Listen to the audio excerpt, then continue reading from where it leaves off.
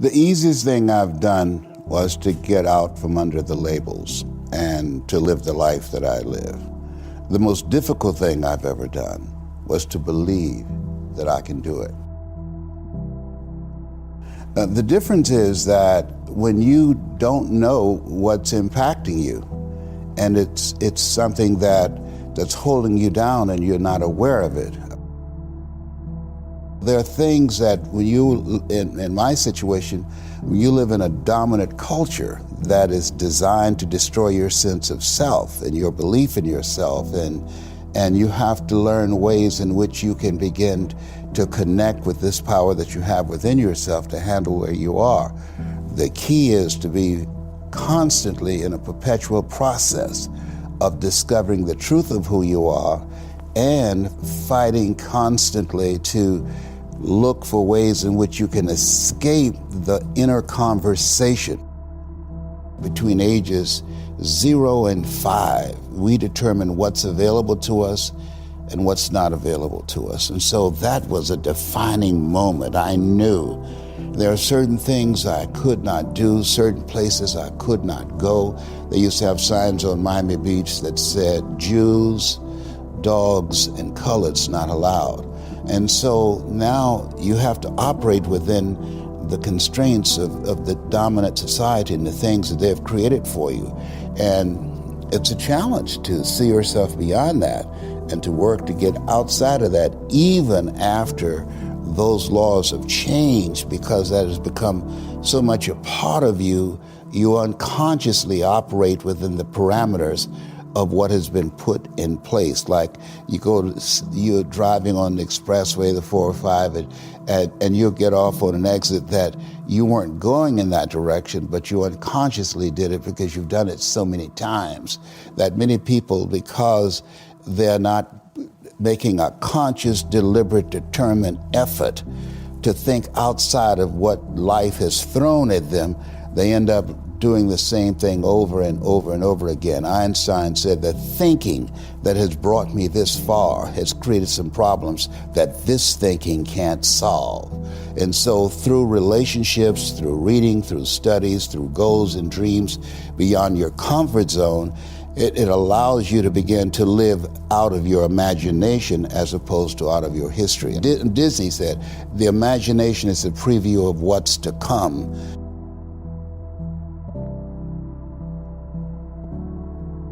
They have to expose themselves to something that will give them a different vision of themselves. And in addition to that, they have to put themselves in a community of what I call OQP, only quality people. A gentleman who dramatically transformed my life, I was a junior at Booker T. Washington High School in Miami, Florida, and I went in his class looking for another friend, and he said, go to the board and work this problem out for me. I said, sir, I can't do that. He said, why not? I said, I'm not one of your students. He said, do it anyhow. And the other kids started laughing, saying, he's Leslie, he's DT. And he said, what's DT? His brother is smart, but he's the dumb twin. And I said, I am, sir. And he came from behind his desk and he pointed at me, he said, don't you ever say that again. Someone's opinion of you does not have to become your reality. And he taught me 3 things. He said, if you want to become successful in life, young man, he said, number 1, you got to change your mindset. He said, you don't get in life what you want, you get in life what you are. Number 2, practice OQP, only quality people. You earn within $2,000 to $3,000 of your closest friends. I found that out. I left all my broke friends. I said, y'all got to go. Because I used to be so broke, I'd pass the bank and trip the alarm, you know? And the 3rd thing he said, develop your communication skills, because once you open your mouth, you tell the world who you are. He said, those are 3 major things that you want to work on that will liberate you from living in Liberty City, living in poverty in Overtown.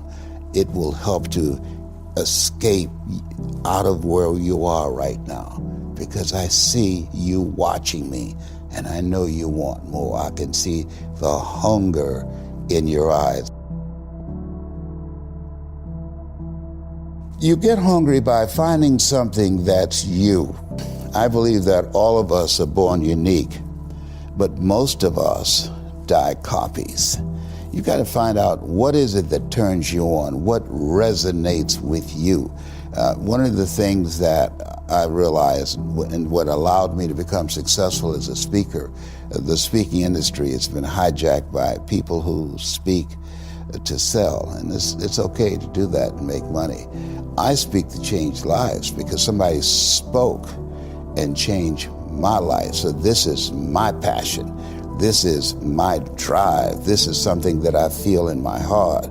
And so the key to that hunger-driven life is a heart-centered life. I didn't do what I'm doing for years because of my programming, because of the culture in which I was raised in. I would see other people with degrees and PhDs and MBAs and credentials I don't have, and I convinced myself I couldn't do it. But Mr. Washington, on that day, we became friends, and he taught me not only someone's opinion of you does not have to determine your reality. He said that you have to work on yourself and you have to have an unstoppable attitude, and no excuse is acceptable, and you got to make it a priority, a non-negotiable in your life, and hold a constant vision of what it is you want to achieve. See it accomplished and go all out. Find a way to win in spite of the setbacks, in spite of the disappointments, in spite of your failures. I tell people when I'm giving presentations, you will fail your way to success. I have a saying, is life knocks you down, try and land on your back, because if you can look up, you can get up. And so those experiences of going after goals that's beyond your comfort zone, and having relationships that will challenge you, and surrounding yourself with coaches and mentors who can take you to a place within yourself that you can't go by yourself because you can't read the label when you're locked in the box. And so those experiences, they challenge you to go to that next level and continue to move forward in your life, doing new and exciting things that eye has not seen, ear has not heard, nor has entered the heart of mankind what God has in store for you when you live a heart-centered life, deciding that you're going to live a life that will outlive you. You're going to live a life that counts, a life that will build a legacy and change the planet. You know, Horace Mann said, we should be ashamed to die until we've made some major contribution to humankind. And so my goal is to make a major contribution to humankind. Every day when I get up, my mindset is, what is it that I can do to touch and impact somebody's life today? What is it? What does that look like? Don't live the life that has been given you by their circumstances, by the people that's around you. That Sidney Poitier wrote a book called The Measure of a Man. And he said, when you go for a walk with someone, something happens without being spoken. He said, either you adjust to their pace or they adjust to your pace. Whose pace have you adjusted to? And so there are things that we pick up and we think that they're our choices, but they're the choices that we've been programmed by life to do. When we leave our homes in the morning, we're bombarded with over 6,000 advertising hits through Facebook, through Twitter, through Instagram, through television, through our phones and through our communities, and through the computers. And so all of these things are impacting us every day. So if you don't have a program for your mind, then your mind is going to be programmed, and you'll find yourself doing things that you did not know, and that they affected you, that they, through marketing techniques and strategies, that they will create a thirst within you. I came up in an era that said if you built the best mousetrap, the world would be the path to your door. But if you know marketing, people will sleep outside your store to buy a telephone they've never touched or seen. I was trying to think, what could I say that could actually be helpful or useful to you in the future? And I thought perhaps tell the story of how I sort of came to be here. How did some of these things happen? And maybe there's some lessons there, because I often find myself wondering, how did this happen? So when I was young, I didn't really know what I was going to do when I got older. People kept asking me, and eventually I thought that the idea of inventing things would be really cool. And the reason I thought that was because I read a quote from Arthur C. Clarke, which said that a sufficiently advanced technology is indistinguishable from magic. And that's really true. If you go back, say 300 years, the things that we take for granted today, you'd be burned at the stake for. You know, being able to fly, that's crazy. Being able to see over long distances, being able to communicate, having effectively, with the internet, a group mind of sorts, and having access to all the world's information instantly from almost anywhere on the earth. This is stuff that really would be magic, or would be considered magic in times past. In fact, I think it actually goes beyond that, because there are many things that we take for granted today that weren't even imagined in times past. They weren't even in the realm of magic. So it actually goes beyond that. So I thought, well, you know, if I can do some of those things, basically if I can advance technology, then that's like magic, and that would be really cool. And I also had sort of a slight existential crisis, because I was trying to figure out what does it all mean? Like, what's the purpose of things? And I came to the conclusion that if we can advance the knowledge of the world, if we can do things that expand the scope and scale of consciousness, then we're better able to ask the right questions and become more enlightened. And that's really the only way forward. So I studied physics and business, because I figured in order to do a lot of these things, you need to know how the universe works, and you need to know how the economy works. And you also need to be able to bring a lot of people together to work with you to create something, because it's very difficult to do something as an individual if it's a significant technology. So I originally came out to California to try to figure out how to improve the energy density of electric vehicles, basically to try to figure out if there was an advanced capacitor that could serve as an alternative to batteries. That was in '95, and that's also when the internet started to happen. And I thought, well, I can either pursue this technology where success may not be one of the possible outcomes, which is always tricky, or participate in the internet and be part of it. So I decided to drop out. Did some internet stuff. Did a few things here and there. One of which was PayPal.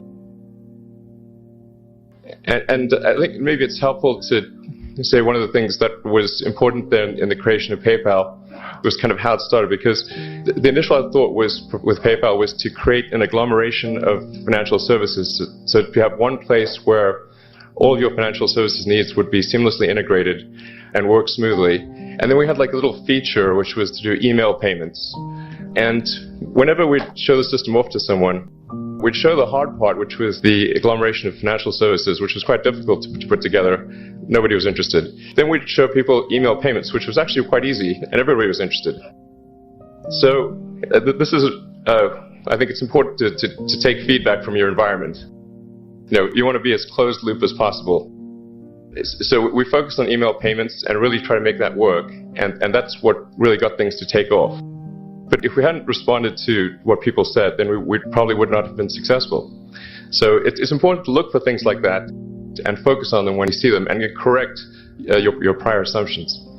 And then going from PayPal, I thought, well, what are some of the other problems that are likely to most affect the future of humanity? It really wasn't from the perspective of what's the rank-ordered best way to make money, which is okay, but it was really what I think is going to most affect the future of humanity. So I think the biggest terrestrial problem we've got is sustainable energy, but the production and consumption of energy in a sustainable manner. If we don't solve that this century, we're in deep trouble. And then the other one being the extension of life beyond Earth to make life multiplanetary. So The latter is the basis for SpaceX, and the former is the basis for Tesla and Solar City. And when I started SpaceX, initially I thought that, well, there's no way one could possibly start a rocket company. I wasn't that crazy. I thought, well, what is a way to increase NASA's budget? That was actually my initial goal. So I thought, well, if we can do a low-cost mission to Mars, something called Mars Oasis, which would land seeds in dehydrated nutrient gel, and you hydrate them upon landing, and then you'd have this great sort of money shot of green plants on a red background. The public tends to respond to precedents and superlatives, and this would be the first life on Mars, the furthest that life's ever traveled, as far as we know.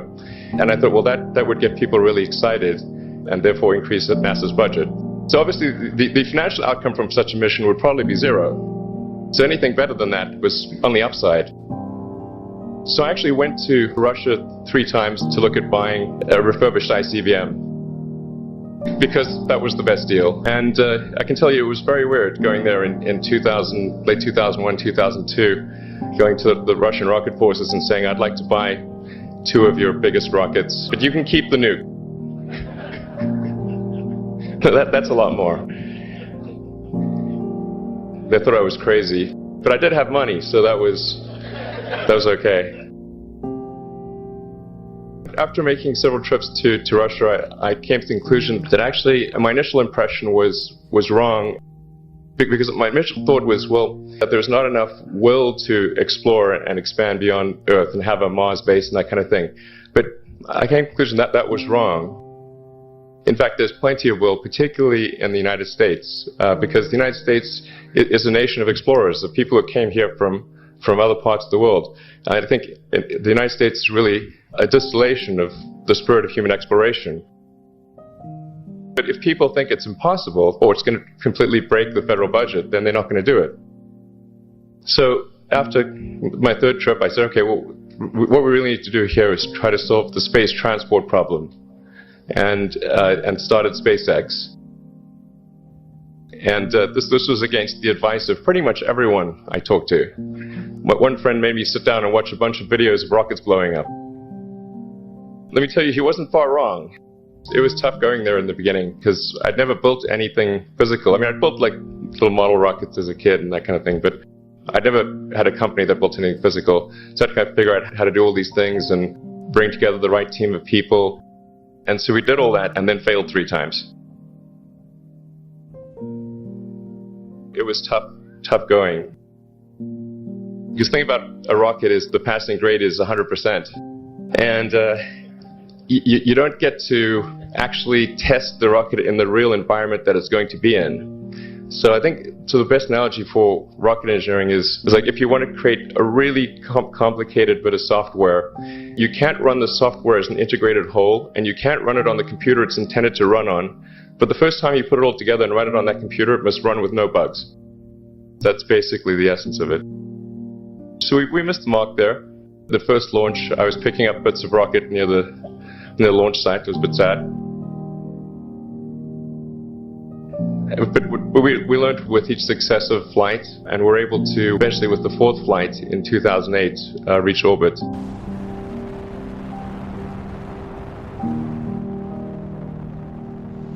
And that was also with the last bit of money that we had. So thank goodness that happened. I think the saying is 4th time's the charm. So we got the Falcon 1 to orbit, and then began to scale that up to the Falcon 9, which is about an order of magnitude more thrust. It's around 1 million pounds of thrust. And we managed to get that to orbit, and then developed a Dragon spacecraft, which recently was able to dock and return to Earth from the space station. That was a white-knuckled event. It's a huge relief. Still can't quite believe it actually happened. But there's a lot more that must happen beyond this in order for humanity to become a spacefaring civilization, ultimately a multi-planet species. And that's something I think it's vitally important, and I hope that some of you will participate in that, either at SpaceX or at other companies, because it's just really one of the most important things for the preservation and extension of consciousness. I mean, it's worth noting, as I'm sure people are aware, the Earth has been around for 4 billion years, and civilization, at least in terms of having writing, has been around for 10,000 years, and that's being generous. So it's really somewhat of a tenuous existence that civilization and consciousness, as we know it, has been on Earth. And I think I'm actually fairly optimistic about the future of Earth. I don't want to sort of people to have the wrong impression that I think we're all about to die.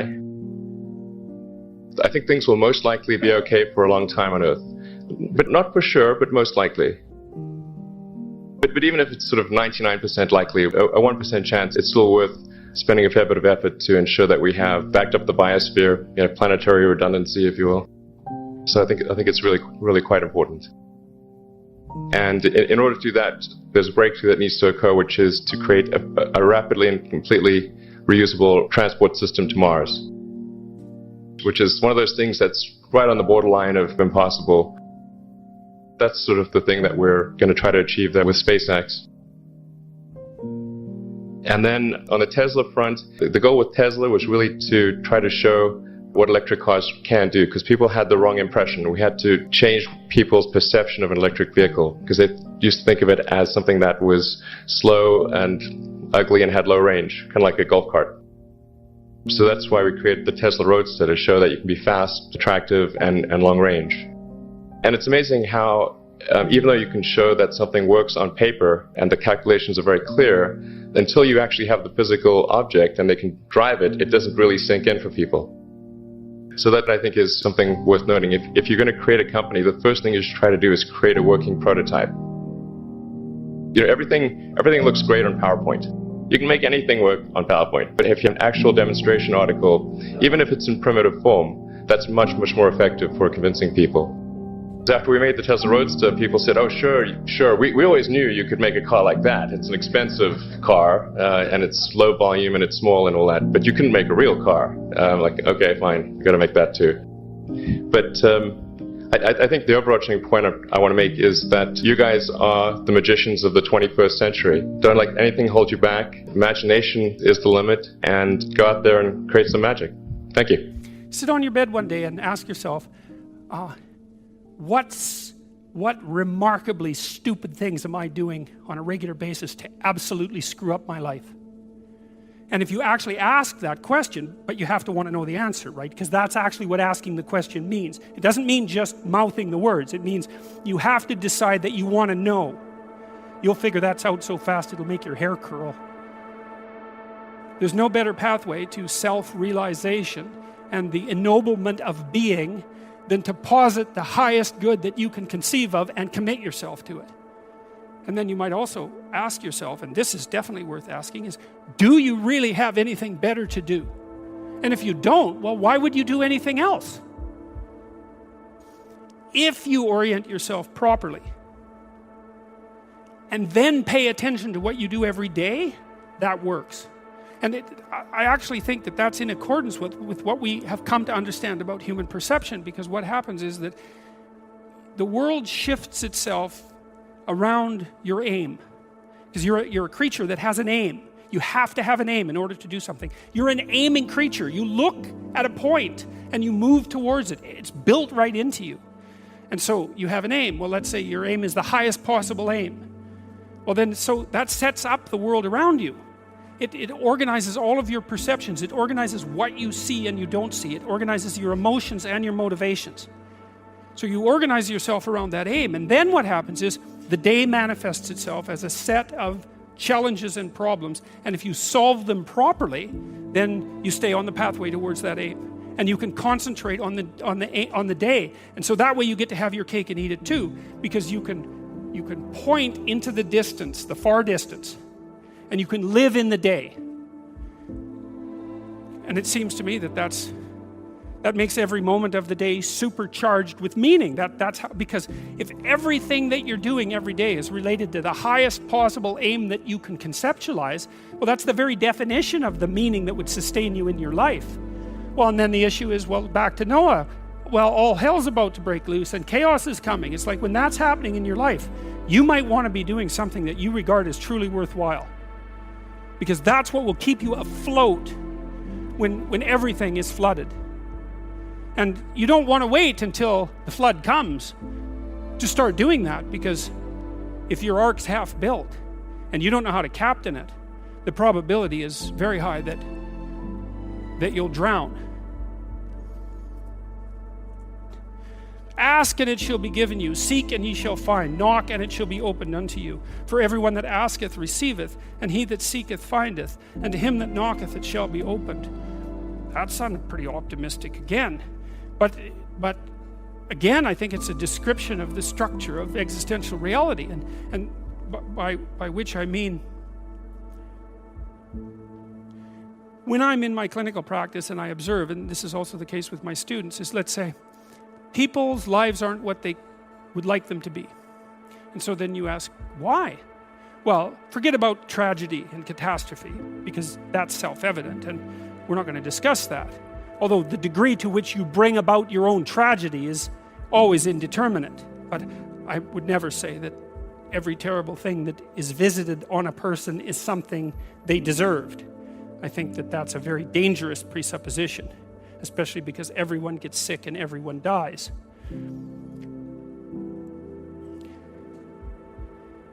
But one of the main reasons that people don't get what they want is because they don't actually figure out what it is.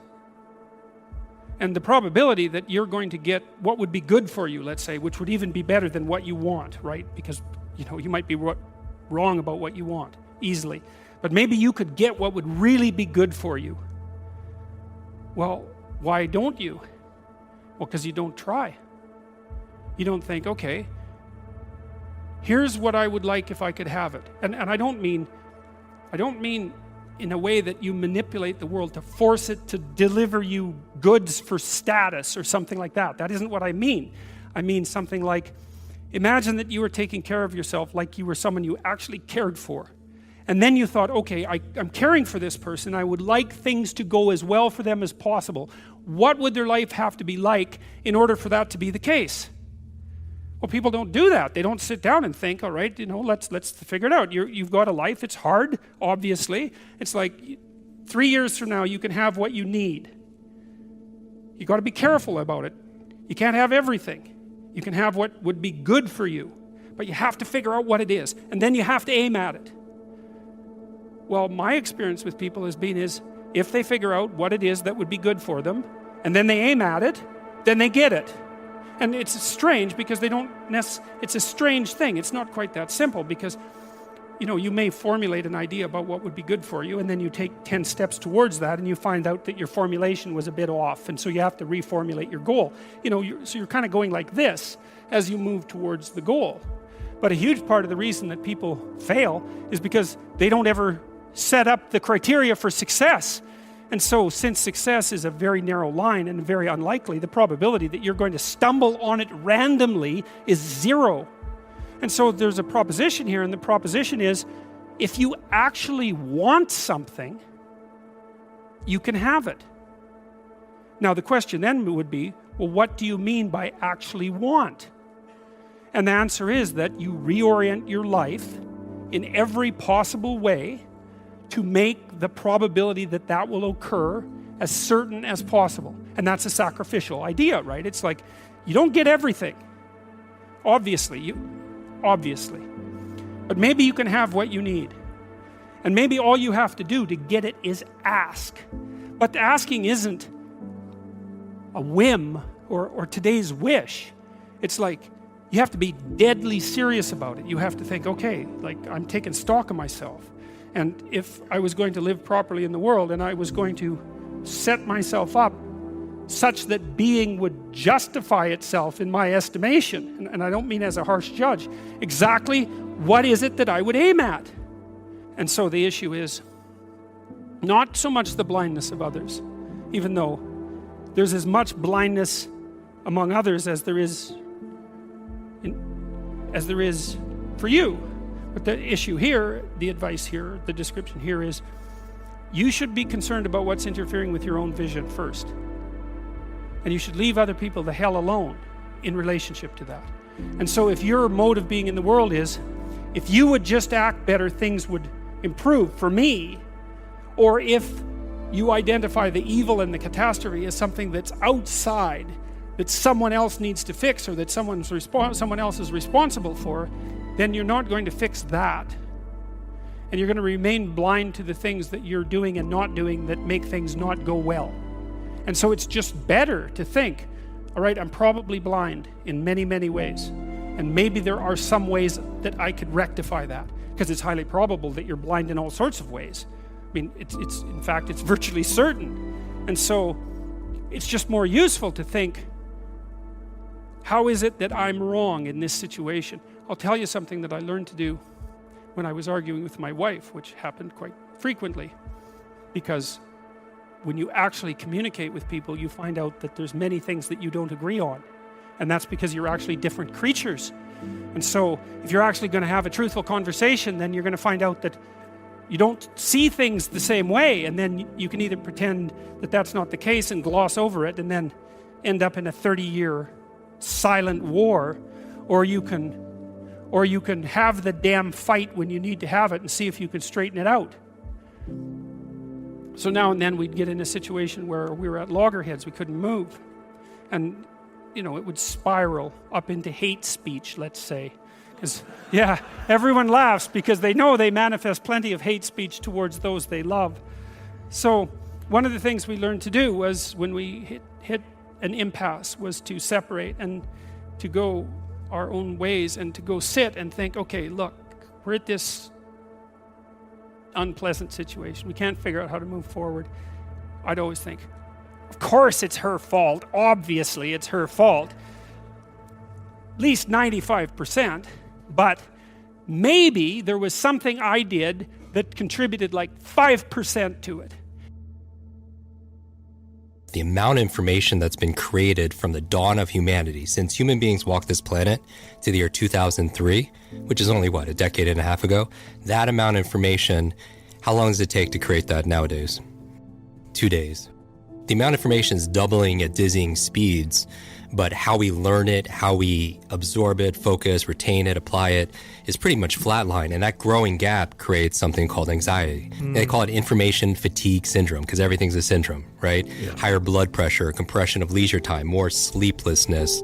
Because we live in an age where, electric cars and spaceships that are going to Mars, but our vehicle of choice when it comes to learning and education is like a horse and buggy. Like the education system we all grew up with the 20th century education that prepared us for a 20th century world, which at the turn of the 20th century was working in farms and factories. And that's what the education was. It was assembly line, cookie cutter, one size fits all. But now we live in a world where the world's changing so much. Someone graduating school today is going to have 8 to 14 different careers. Can you imagine that? Not jobs, but different careers, because we don't know where the world's going to be. So your ability to outlearn, outthink, outperform, that's your greatest advantage. If there's one skill to master in the 21st century, it's your ability to learn rapidly, to be able to keep up. So digital overload. The second digital supervillain today that I think is a health threat to everyone listening, whether you're an entrepreneur, you're a parent, you're a high achiever, is this thing called digital distraction. Think about all the social media alerts, the app updates. Our minds are being fried because we're getting these dopamine fixes all the time. Do you know how often the average person opens up Instagram? It's now 150 times. And then if you guys are opening up less, that means somebody's opening up a whole lot more. But that's by design, right? Because every like, share, comment, you get this dopamine flood, and it drives our habits and our addiction, if you will. And we talk a lot about routines, and now we're going to talk about how to jumpstart your brain, morning routine, evening routines, because really the success that everyone is desiring, it's hidden in our daily habits. Right? First, you create your habits, and then your habits create you. But one of the things a bad habit, the most successful people, they have their to-do list, and we all have our to-do list. But I've also noticed that some of the highest achievers, they have a not to-do list. You know what I mean? They have a list of non-negotiable things they will not indulge in because, we've all read the book Good to Great. You say no to good so you can say yes to great, right? And a lot of times when you get more and more successful, you suffer from this opportunity stress. right? You get more and more offers, more and more opportunity, and you can't say yes to everything. And that's a big challenge because then you have so many windows open on your computer. And even if they're minimized, they still take up energy and still take up space and memory. And you wonder why you're fatigued all the time. You wonder why you don't have the mental energy to do the things that you need to be able to do. So digital distraction, and on the top of your not to-do list should be not checking your phone in the first thing in the morning. And I know everyone's listening to me and automatically so many people are just like, oh my God, like I hate this guy. But the first hour of the day, the reason why you don't want to pick up your phone is because, and we're all guilty of this, is because it rewires your brain for two things. Number one, it rewires your brain for distraction. When you wake up first thing in the morning, you're in this relaxed, alpha, creative, very suggestible state, right? You just woke up. And so you have to be very careful and protect and stand guard to your mind from outside influences. Because number one, if the first thing you see on your phone, you're watching these cat videos and everything that's going on social media, you're getting these dopamine flood, which is building your distraction muscles. Because when it comes to focus is like there's a focus fitness, if you will, and you have focus muscles, but you also have distraction muscles. And a lot of people, their distraction muscles are way overdeveloped because of picking the phone up first thing in the morning. But the second reason, for a neurological reason why you don't want to pick up your phone the first hour of the day is because it also rewires your brain for reaction. It's training your brain to be reactive. And so, as you know, you go through your phone, you wake up in the morning, you pick up your phone, you get one text, one voicemail message, one email, and all of a sudden your day is shot. Like it puts you in a bad mood, and you carry that mood throughout your entire day.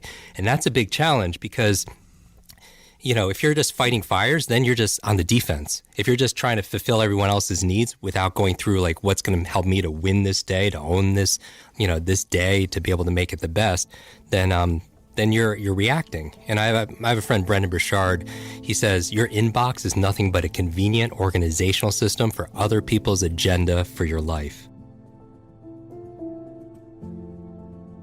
So you're training your brain to react, and you can never have an incredible day if you're just reacting to things, right? So for me, I wake up in the morning and when I just start journaling and I write down 3 things I want to accomplish personally that day and 3 things I want to accomplish professionally. And it's different every single day, but I always begin with the end in mind. One of my favorite books of all time is this book called 7 Habits of Highly Effective People. And we've read this book. Some people are like, I have that book and it's sitting on my shelf. And it becomes shelf help, not self-help, right? Because nobody's actually like reading that book. Because so many people buy books. And I like to encourage people to read at least 1 book a week. Because the average person reads about 2, maybe 3 books a year. But what I love about reading, number one, is the best exercise, for your mind. And, it's like reading is to your mind what exercise is to your body. It's an incredible workout. And but most people, they don't take the time to read. But the other reason I like to read is if somebody has decades of experience in leadership, negotiation, entrepreneurship, fitness, and they put it into a book, and you could sit down in a couple of days and read that book, you could download decades of experience into days. And that's a huge advantage, right? Because leaders are readers. When I'm writing what I need to accomplish, I'm writing put first things first. Put first things first. Meaning I believe that the most important thing is to keep the most important thing the most important thing. The most important thing is to keep the most important thing the most important thing. Because a lot of people have a fear of failure or fear of success. My fear has always been, I don't want to succeed at things that don't matter. It wasn't so much about failing, it's about getting really good at something that didn't make a difference.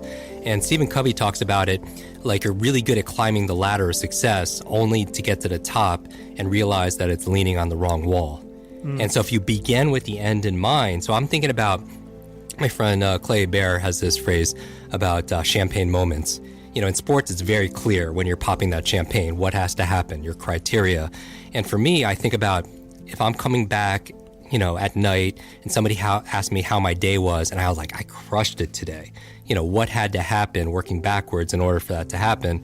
And I think about 3 things professionally, 3 things personally. And so I write that down first thing in the morning, and then I don't check my phone until I get one of those checks done. just at least one thing, and then I get some positive momentum, for example.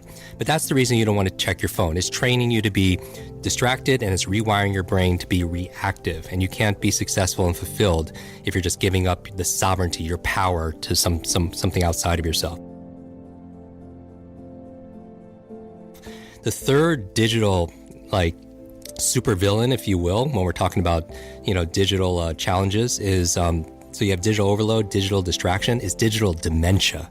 Have you heard this term yet? No. You're going to hear this a lot in healthcare. It's basically where we're outsourcing our brains, our minds to our smart devices. Oh, this is why I can't remember anybody's phone number. Exactly. Yeah. I mean, how many phone numbers did you know growing up as a all kid? of them. All of them. Literally all of them, because we had to, right? Yeah. And how many phone numbers do you know right now? 2. But the old ones that don't the ones that don't matter anymore. Mine and my wife's, Exactly. So you know, 1 or 2. There could be somebody you're texting or calling every single day, and if your phone was dead or if you didn't have it with you, you wouldn't honestly know what that number is. No. And here's the thing. I don't want to memorize 500 phone numbers. Nobody wants to do that, but we've lost the ability to remember one phone number. We've lost the ability to remember a conversation, somebody's birthday. I mean, I feel like absent-mindedness. I mean, how many people feel like senior moments are coming too early?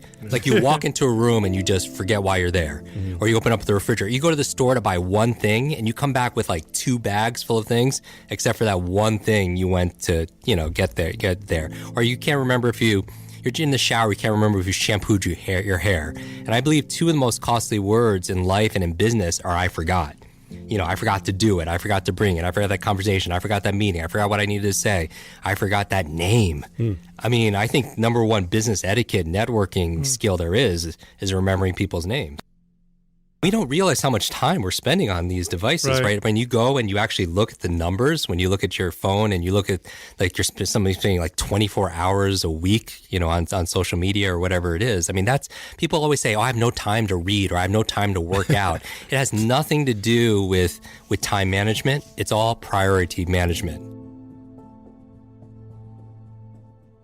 I think the definition of greatness is to inspire the people next to you. I think that's what greatness is or should be. It's not something that lives and dies with one person.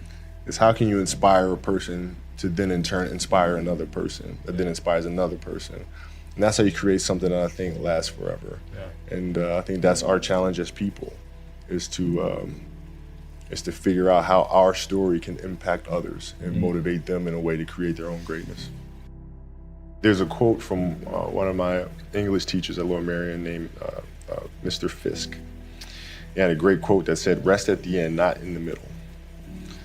And that's something I always live by. I'm not gonna rest, I'm gonna keep on pushing now. There are a lot of answers that I don't have, even questions that I don't have. But I'm just gonna keep going. I'm just gonna keep going, and I'll figure these things out as we go, right? And you just continue to build that way. So I try to live by that all the time. And what brings you the most joy right now?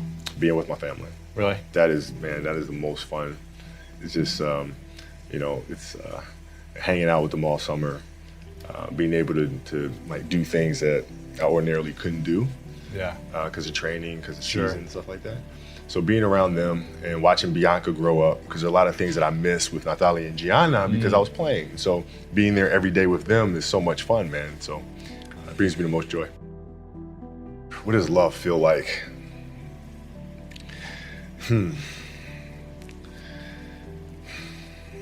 Happiness is such a, I think I would describe love as happiness. I think I'd describe it as a beautiful journey. It has its ups and downs, right? Whether it's in marriage, or whether it's in the career, things are never perfect. But through love, you continue to persevere and you move through them. You move through them. And then through that storm, beautiful sun emerges. Yeah. Right? And inevitably another storm comes. And guess what? You ride that one out too. Yeah. So I think love is a certain determination and persistence to go through the good times and the bad times with the someone or something that you truly love. My parents were great. Growing up, they instilled in me the importance of imagination, of curiosity, and understanding that, okay, if you want to accomplish something, I'm not just going to sit here and say, yes, you can do whatever you want. Yes, you can, but you have to also put in the work to get there, right? So they taught me that at a really early age, man. And when you grow up as a kid thinking that the world is your oyster, all things are possible if you put in the work to do it, you grow up having that fundamental belief. My mom was there on a daily basis. My father was really influential at a really critical time where I had a summer where I played basketball when I was like 10 or 11 years old, and a very prominent summer league in Philadelphia called the Sunny Hill League, where my father played, my uncle played, and they were like all-time greats and such stuff. And Wilt Chamberlain played in the league, Earl of Pro Monroe played in the league. And here I come playing, and I don't score 1 point the entire summer. Really? Not one. How old were you? 11, 10, 11. And you're playing against other 10, 11-year-olds? Or you didn't score once? Not one. Were you in the game? I was in the game. How'd you not score? Because I was terrible. Really? Yeah. At 10, 11 years old, you were that awful. terrible. I mean, and I had these big knee pads on because I was growing really fast. I had socks all the way up here, and I had like the high top Skinny, fades, like skinny as hell. And I scored not a free throw, nothing, not a lucky shot, not a breakaway layup, 0 points. And I remember crying about it and being upset about it. And my father just gave me a hug and said, listen, whether you score 0 or score 60, I'm gonna love you no matter what. Wow. Now that is the most important thing that you can say to a child. Because from there, I was like, okay, that gives me all the confidence in the world to fail. I have the security there. But to hell with that, I'm scoring 60. Let's go. Right. And from there, I just went to work. And I stayed with it, and I kept practicing. When you're in this culture in our society, you can do some phenomenal things individually, but they'll never reach their full potential unless you do them collectively. And you have to figure out how to do that. The challenge for me was always compassion and empathy. I think about 2009, things started changing for me. I started really making a conscious effort to better understand. And that doesn't mean you have compassion and empathy so you go soft on them. It's more like you put yourself to the side and you put yourself in their shoes and understand what they're feeling. And then you have to make certain decisions of, okay, what buttons do I need to push for this player to get them to the next level? So it's not sit around and it's all happy-go-lucky type of thing. Your leader, your job is to get the best out of them, even if they may not like it at that time. One of the things that I had to learn is how to get the best out of my teammates. Yeah. And most people think it's a simple thing, pass them the ball. But that's not how you make guys better. You have to really affect their behavior. How do you do that? So, I would tell guys, you got back-to-backs. I don't care if we're in Miami, I don't care if we're in a great city of Chicago. You can't go out, you gotta get rest. Right? Back-to-back games. Back-to-back games, right? Monday, Tuesday. You play Monday and play again Tuesday. The guys aren't gonna listen, right? Right. So a few times say, all right, we'll all go out. We'll go out together. Really? I'll drink with you, right? But the next morning, I'm banging on your door at 5 in the morning. Let's go. They're not getting Where are we going? I hung out with you. Now you come hang out with me. Wow. This is what we do. All right, let's go. And we're at the gym. We're working out, right? We hit the bus. We go to practice. We play that night. And they're dead. And they're dead. And they're like, lesson learned. Really? Lesson learned. So take them out once. Listen, if you're going to do that. But don't let that compromise what we're here to do. Right. This is why we're here. This is why you're here in the first place. But what does losing feel like to you? It's exciting. Why is it exciting? Because it means you have different ways to get better. There's certain things that you can figure out that you can take advantage of, right? Certain weaknesses that were exposed that you need to shore up, right? So it was exciting. I mean, it sucks to lose. Right. But at the same time, there are answers there if you just look at them. I'll give you an example. So Katie Lou Samuelson is one of the best college basketball players in the country. She plays at UConn. She's going to be a senior. And they just had a really tough season last year where they lost to Notre Dame in the final. And so I asked her, I said, have you watched the Notre Dame game? She was like, no. I said, well, why not? I said, I don't want to watch that. I said, I know you don't, but you're going to play Notre Dame this year, yeah? Yeah. What's the chances you see him again in the final? Goes, well, you probably see him again. I said, well, you can't show up and play them without knowing why you lost that one, right? So, the mistakes that you've made in that game, you have to do the hard stuff and watch that game and study that game to not make those mistakes over and over again just because you weren't brave enough to face it. So she came down to the office. I brought her down to the office and we sat down, we watched that game together. Wow. Right? And you gotta deal with Face it. it. Gotta deal with it. Face it, learn from it. When you play for 20 years, I played for 20 years, you reach a certain level, you're like, okay, wait a minute, I have to start again at the base of a mountain and try to climb the top of this mountain. First of all, what mountain am I climbing? I don't even know, like, what the hell am I gonna be doing? And it's very scary. It's very scary. Even for you. Oh, absolutely. Wow. Absolutely. And the thing that helped me actually was hurting my Achilles, because that forced me to sit there and say, okay, the day could be today that your career is over. Now what do? You have these ideas about doing something with your life after basketball, but what if today is the day that's it? Now what do you do? So I had all this time sitting there with my Achilles injury and contemplating and thinking, and I said, I better get to work. Wow. That was that. The mentality book is really about process and craft. I've broken the book up into 2 sections. And process is really about the process of preparing, through injury, recovery, studying of the game. And then the craft is the actual performance and the tactics. And so a lot of things that I learned through the game were through photos. You can look at a photo and see like a player making a move, look at the angle of his feet, look how he's using his hands on defense, and I can really break down things to the smallest detail through that. And that's what you'll see in this book. I mean, it's really a basketball Bible. You'll see how I break things down, like how I'm looking at things to the smallest of detail. Yeah. And that's the best way to understand how to have that kind of mentality, is to ask questions, then find answers. And then that lead to more questions, and you find more answers. And that's what the book is. So how can we teach our children what it means to work hard? Well, you do it through training, right? So when I get up in the morning, my daughter goes with me. 4 a.m.? 4 a.m. My 15-year-old goes with me. She goes with me before school, and it becomes a daddy-daughter thing. That's cool. She just got a permit, right? So she drives in the morning. It becomes a cool thing, right? But through that process, she understands the value of hard work and things taking time. And the same thing with my 12-year-old, right? She practices every day, right? And so it's through those behaviors is where I find the motivation to do it. I found that nothing in life is worthwhile unless you take risks. Nothing.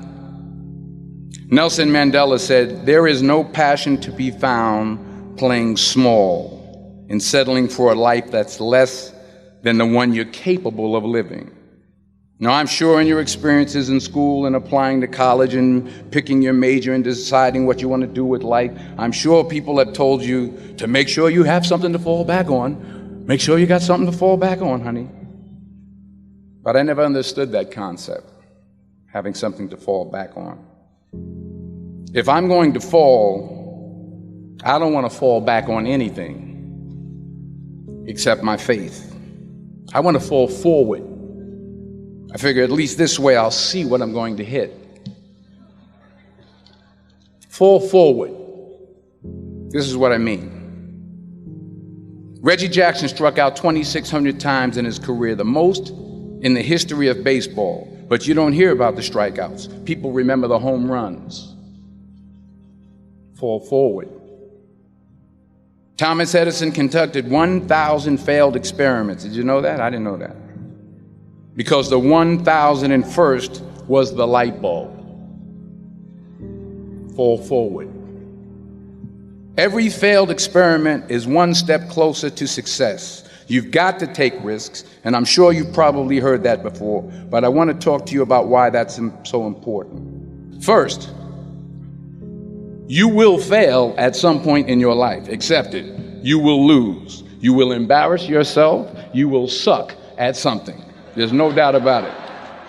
And I know that's probably not a traditional message for a graduation ceremony, but hey, I'm telling you, embrace it, because it's inevitable. And I should know. In the acting business, you fail all the time. Early on in my career, I auditioned for a part in a Broadway musical. Perfect role for me, I thought, except for the fact that I can't sing. So I'm in the wings, I'm about to go on stage, but the guy in front of me, he's singing like Pavarotti. He's just, and he's just going on and on and on. And I'm just shrinking, I'm getting smaller and smaller. So they say, oh, thank you very much, and you'll be hearing from us. So I come out with my little sheet music, and it was Just My Imagination by the Temptations. That's what I came up with. So I hand it to the accompanist, and she looks at it and looks at me and looks out at the director and was like, all right. So I start, I'm going to sing. I'm like, it's just my imagination once again, and they're coming away with me. And I'm not saying anything, so I'm thinking I'm getting better. So I just start getting into it. It was just my imagination. Running. This, thank you very much, Mr. Washington. Thank you. So I assumed I didn't get the job. But the next part of the audition, he called me back. The next part of the audition is the acting part of the audition. Now I'm like, hey, okay, maybe I can't sing, but I know I can act. So they pair me with this guy, and again, I didn't know about musical theater. And musical theater is big, so they can reach everyone all the way in the back of the stadium. And I'm more from a realistic, naturalistic kind of acting where you actually talk to the person next to you. So I don't know what my line was. My line was, well, hand me the cup. And his line was, well, I will hand you the cup, my dear. The cup will be there to be handed to you. I said, oh, okay. Well, should I give you the cup back? Oh, yes, you should give it back to me because you know that is my cup and it should be given back to me. I didn't get the job. But here's the thing. I didn't quit. I didn't fall back. I walked out of there to prepare for the next audition, and the next audition, and the next audition. I prayed. I prayed, and I prayed. But I continued to fail, and fail, and fail. But it didn't matter, because you know what? There's an old saying, you hang around the barbershop long enough, sooner or later you're going to get a haircut. So you will catch a break, and I did catch a break. Last year, I did a play called Fences on Broadway. Someone talked about it. Won the Tony Award. And I didn't have to sing, by the way. But here's the kicker. It was at the Court Theater. It was at the same theater that I failed that first audition 30 years prior. The point is, every graduate here today has the training and the talent to succeed. But do you have the guts to fail? Here's my second point about failure. If you don't fail, you're not even trying. I'll say it again. If you don't fail, you're not even trying. My wife told me this great expression. To get something you never had, you have to do something you never did. Les Brown's a motivational speaker. He made an analogy about this. He says, imagine you're on your deathbed, and standing around your deathbed are the ghosts representing your unfulfilled potential. The ghost of the ideas you never acted on. The ghost of the talents you didn't use. And they're standing around your bed, angry, disappointed, and upset. They say, we came to you because you could have brought us to life, they say. And now we have to go to the grave together. So I ask you today, how many ghosts are going to be around your bed when your time comes? You've invested a lot in your education, and people have invested in you. And let me tell you, the world needs your talents. Man, does it ever. I just got back from Africa like 2 days ago, so if I'm rambling on, it's because I'm jet lagged. I just got back from South Africa. It's a beautiful country, but there are places there with terrible poverty that need help. And Africa is just the tip of the iceberg. The Middle East needs your help. Japan needs your help. Alabama needs your help. Tennessee needs your help. Louisiana needs your help. Philadelphia needs your help. The world needs a lot, and we need it from you. We really do. We need it from you young people. I mean, I'm not speaking for the rest of us up here, but I know I'm getting a little grayer. We need it from you, the young people. So you gotta get out there, you gotta give it everything you got, whether it's your time, your talent, your prayers, or your treasures. Because remember this, you will never see a U-Haul behind a hearse. You will never see a U-Haul behind a hearse. You can't take it with you. The Egyptians tried it, and all they got was robbed. So the question is, what are you going to do with what you have? I'm not talking about how much you have. Some of you are business majors, some of you are theologians, nurses, sociologists, some of you have money, some of you have patience, some of you have kindness, some of you have love, some of you have the gift of long suffering, whatever it is, whatever your gift is. What are you going to do with what you have? All right, now here's my last point about failure. Sometimes it's the best way to figure out where you're going. Your life will never be a straight path. I began at Fordham University as a pre-med student. I took a course called cardiac morphogenesis. I still can't say it. Cardiac morphogenesis. I couldn't read it, I couldn't say it, I sure couldn't pass it. So then I decided to go into pre-law, then journalism. And with no academic focus, my grades took off in their own direction. Yeah, down. I was a 1.8 GPA one semester, and the university very politely suggested that it might be better to take some time off. I was 20 years old, I was at my lowest point.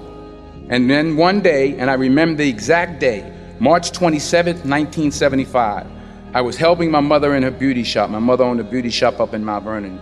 And there was this older woman who was considered one of the elders in the town. And I didn't know her personally, but I was looking in the mirror, and every time I looked at the mirror, I could see her behind me, and she was staring at me. She just kept looking at me. Every time I looked at her, she kept giving me these strange looks. So she finally took the dryer off her head and she said something I'll never forget. First of all, she said, "Somebody give me a piece of paper, give me a piece of paper." She said, "Young boy, I have a prophecy, a spiritual prophecy."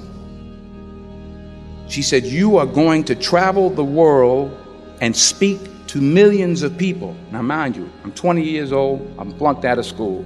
In fact, like a wise ass, I'm thinking to myself, maybe she's got something in that crystal ball about me getting back into school next fall. But maybe she was on to something, because later that summer, while working as a counselor at the YMCA camp in Connecticut, we put on a talent show for the campers. And after the show, another counselor came up to me and asked, "Have you ever thought about acting? You're good at that." So when I got back to Fordham that fall, I got in and I changed my major once again for the last time. And in the years that followed, just as that woman prophesied, I have traveled the world and I have spoken to millions of people through my movies. Millions who up till this day couldn't see me, who up till this day I couldn't see while I was talking to them, and they couldn't see me, they could only see the movie. They couldn't see the real me. But I see you today, and I'm encouraged by what I see. And I'm strengthened by what I see. And I love what I see. The word yoga means union. Union means whether you are aware of it or you're not aware of it, right now you're happening here as a part of everything else. What the trees exhale, you're inhaling. What you exhale, the trees are inhaling. Not just on the level of respiration, on all levels this is happening. What you think as myself is just a psychological boundary that you have set up. So yoga means consciously obliterating the boundaries of your individuality. So if you sit here, if you experience everything around you as myself, this is yoga. If you experience all this as myself, do you need morality? Be good to people, don't harm them, don't do this, don't do that, would it be necessary? No. Did anybody teach you out of these 5 fingers, this is a small finger, don't cut it off? Is there a morality needed like that? Anything that you feel is a part of yourself, with that you don't need any values, ethics, morals, nothing, because it's a part of you. This is what yoga means. You experience everything as a part of you. When somebody experiences the whole universe as a part of himself, then we say he is a yogi. Charles Darwin said that you evolved out of a monkey. You were a monkey, then you became a man. Some of the genetic scientists are saying this, that the difference, the DNA difference between a chimpanzee and you is only 1.23%. So in that sense, physiologically you're only 1.23% away from a chimpanzee. Not a big difference, isn't it? A shade. It's just a shade of difference. But in terms of intelligence and awareness, you are worlds apart from a chimpanzee. So your problem is just this, you have an intelligence for which you don't have a stable enough platform, and that's why yoga. To create a stable platform so that your intelligence works for you. Right now, you may call it so many things, so many exotic names have come up. Stress, tension, anxiety, depression, madness, all kinds of things. All this essentially what it means is, your intelligence has turned against you, that's all. You can give any number of reasons, but essentially, your intelligence has turned against you. If your intelligence was working for you, would you create blissfulness or misery? Bliss. This is all. Why your intelligence has turned against you? There's no stable enough base. So the entire yogic system is about this, that you create a stable base so that your intelligence works for you. If your intelligence turns against you, no power in the universe is going to save you, you are a done thing. If you become what you make up, unfortunate, isn't it? Yeah. Your thoughts belong to you or you belong to the thoughts, you must make up your mind. They can be dangerous, those thoughts. They're not dangerous, they're fantastic. Only thing is, fantastic things mishandled can kill you. A car can kill you, isn't it? It's a wonderful thing, an automobile. It's made our lives.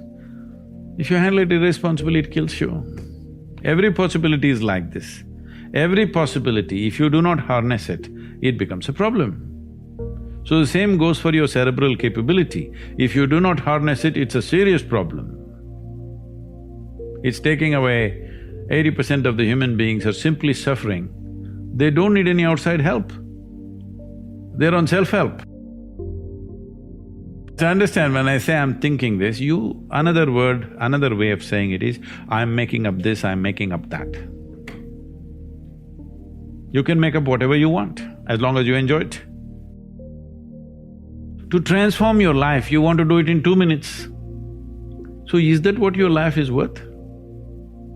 So if your life is worthwhile, is it not important that you invest a certain amount of time and energy rather than looking for this stupid stuff of one mantra with which I will transform my life? It will not happen like that. That's the reason why most people have remained the way they have remained, because they've not invested in their well-being. So it's a serious long-term investment. It is not long-term. I would say, if I ask you, is your life worthwhile enough to invest 30 to 32 hours of focused time to bring some basic transformation within you? If I teach you a way where you can manage your chemistry the way you want, but we need 32 hours of focused time, do you think your life is valuable enough for that much investment, I'm asking? Yes. Then you must invest, that's what is called in an engineering program. It's 32 hours of focused time. We can format it in different ways, but that much investment has to go in. See, all human experience comes from within, isn't it? I don't know what kind of geniuses thought these things. I know in America there must be 1 million books telling you how to milk happiness from something else or somebody else but all human experience is generated from within. What comes from within you must be the way you want it, isn't it? Isn't that simple enough, I'm asking? What comes from around you may not be the way you want it, but what comes from within you must be the way you want it. If whatever happens within you the way you want it, will you be blissed out or miserable? Blissed out. See, most people understand complexity as intelligence. If they make themselves difficult, they are supposed to be intelligent. Making a simple thing difficult is not intelligence. Making a very complex thing simple is intelligence, isn't it? So wrong sense of intelligence, idea of intelligence has entered people's minds. They think if they make a problem out of every solution, they're intelligent. No, no. If you find solutions for every problem, that is intelligence. That's my understanding. So essentially, this whole attitude and questioning and this kind of thing has happened to the world in a big way because our education is confusing people to make them believe that memory is intelligence. Memory is not intelligence. Memory is useful as data, but intelligence is a different dimension.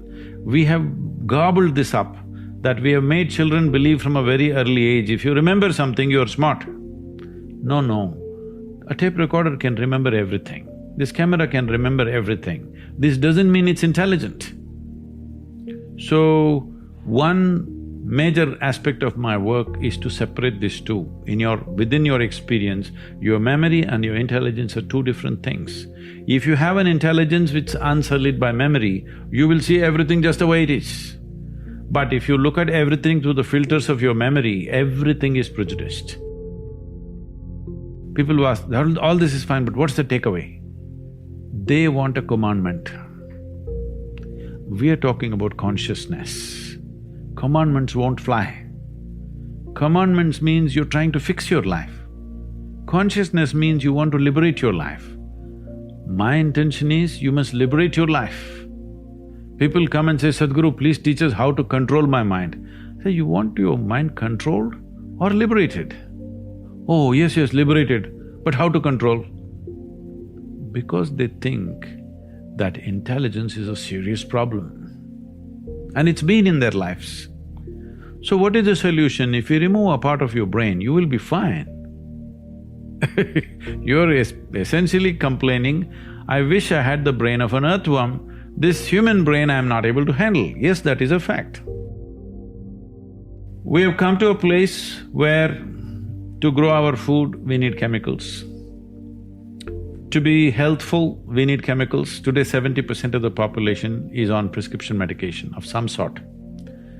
To be peaceful, we need chemicals. To be joyful, we need chemicals. To be ecstatic, of course, you have ecstasy.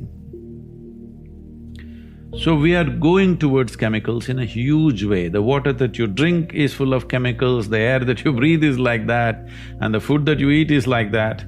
So if 90% of humanity goes into chemical consumption, consciously or unconsciously, if they consume a lot of it, the next generation that we produce will be of a lesser quality than who we are.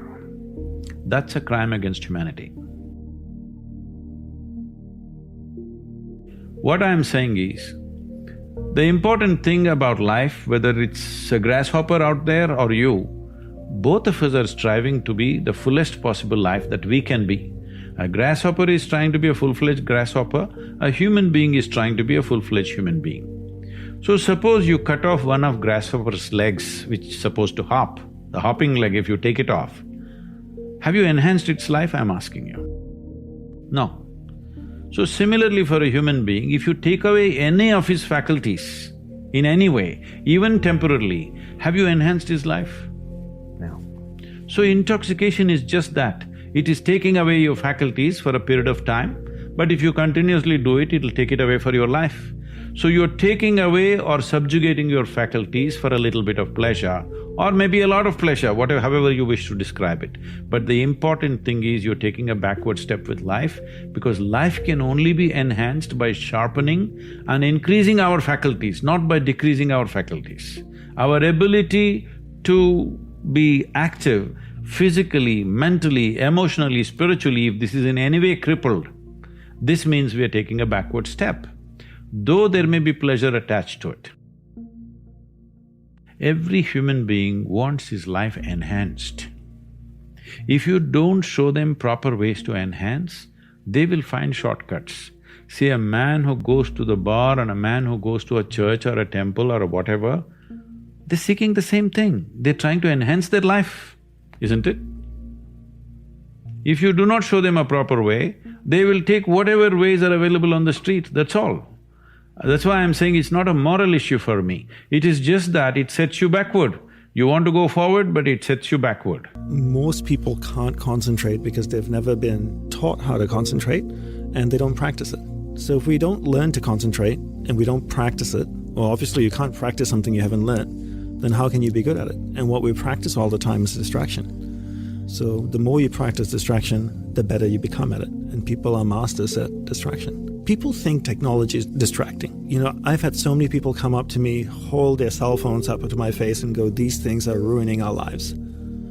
And I go, no, these things are not ruining our life. This is a beautiful piece of technology. What's ruining your life is your inability to exercise discipline around the use of it. So the idea is that you use technology as opposed to technology uses you. In the same way, you know, if you look at your whole day, how do we integrate the practice of concentration throughout everything that we do? The one way I tell people to practice concentration is doing one thing at a time. So giving someone your undivided attention is a great way to practice concentration. Every time I speak with my wife, I give her my undivided attention. If my awareness drifts away, I bring my awareness back to her and I stay focused on that conversation. The two things we need to understand, there's the mind and there's awareness. And you're not the mind, rather you're pure awareness moving through different areas of the mind. So your mind doesn't move, rather your awareness is moving through the mind. So when I'm speaking with my wife, if I'm getting distracted, it's my awareness is leaving her and it's moving to a different area of the mind. I might be thinking about a client or a contract I need to sign or a business opportunity, and then I bring my awareness back to her. We keep chatting for a minute, and then my awareness drifts away again, and I bring my awareness back. So I define concentration as my ability to keep my awareness on one thing for an extended period of time, until I can consciously choose to move it to another thing. So if I'm speaking with you, I give you my undivided attention, I keep my awareness on you. Every time it drifts away, I bring it back. It drifts away, I bring it back, and I train myself. And I think that's where, you know, people in today's world, I feel so many people are lazy and they want a quick fix. Because everything that's being sold to them is a quick fix, you know. You only need to do so many hours before you get certified as a yoga teacher. You can come to the weekend course to enlightenment. There's a 1-week seminar to understand mind-body connection. I'm like, what BS?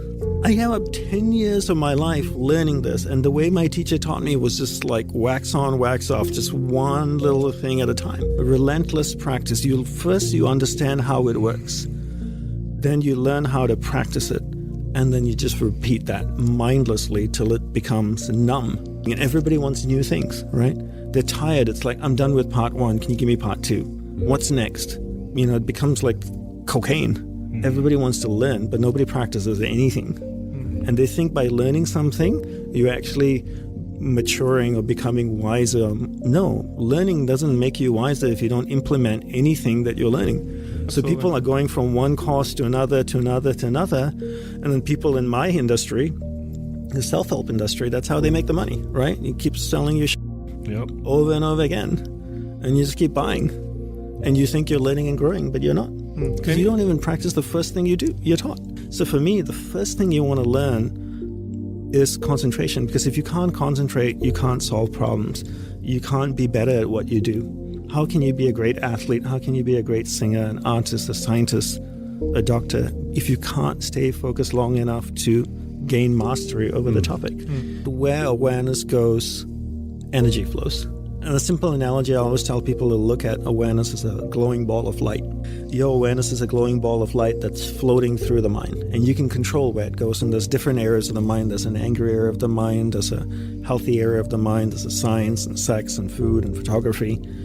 And if your awareness is going to a particular area of the mind, that's where energy is flowing, because where awareness goes, energy flows. And energy is like water. If whatever I water will start to grow, right? So if I took a watering can and I watered a garden bed, would the weeds grow or the flowers grow? both, right? Because water can't tell the difference. Energy works the same way. If I put energy to a particular area of my mind, it will start to grow. So if I want to develop a particular area of the mind, all I need to do is harness my awareness, take it to that area of the mind and hold it there long enough so there's enough energy going to that area, and that area starts to get strengthened. And different people cultivate different areas of the mind. Some people are happy. They're always happy. They're always an optimist because that's where their awareness is going. And because awareness goes there, energy flows there, more energy is deposited there. More energy deposited there means more magnetic, which means it pulls awareness there much easier. The mind basically has no ability to tell what's good for you and what's not good for you. If the mind actually knew, we'd all be perfect. I'd wake up in the morning, my mind would tell me, meditate for an hour, do yoga, run, work out, eat this breakfast, then sit down for 2 hours or 1 hour, then stretch, then do this. No, my mind just is like, do whatever the hell you want to do. The mind doesn't know, right? So whatever we tell our mind, whatever we repeat over and over in our mind creates patterns. And these patterns, when they're repeated, whether they're repeated consciously or unconsciously, become deeply ingrained and become extremely difficult to break. He said, learn to lean on your own spine. And in the monastery that I lived in, there were 27 monks. And, in the 52 years he taught, he had 27 monks when he died.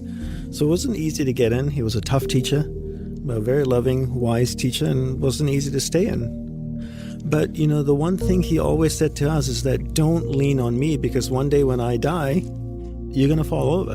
Learn to lean on your own spine. And I think in today's world, people lean on so many things, right? Whether it's drugs or technology, and we just complicate things, right? For thousands of years, I believe, people learned to become sensitive to their mind, their body, and their nervous system. And that's how we survived on this planet. All over the world, whether it was in Europe, Africa, Asia, people went out to the forest. They knew what leaf or root or plant healed something. And that's how we survived, right?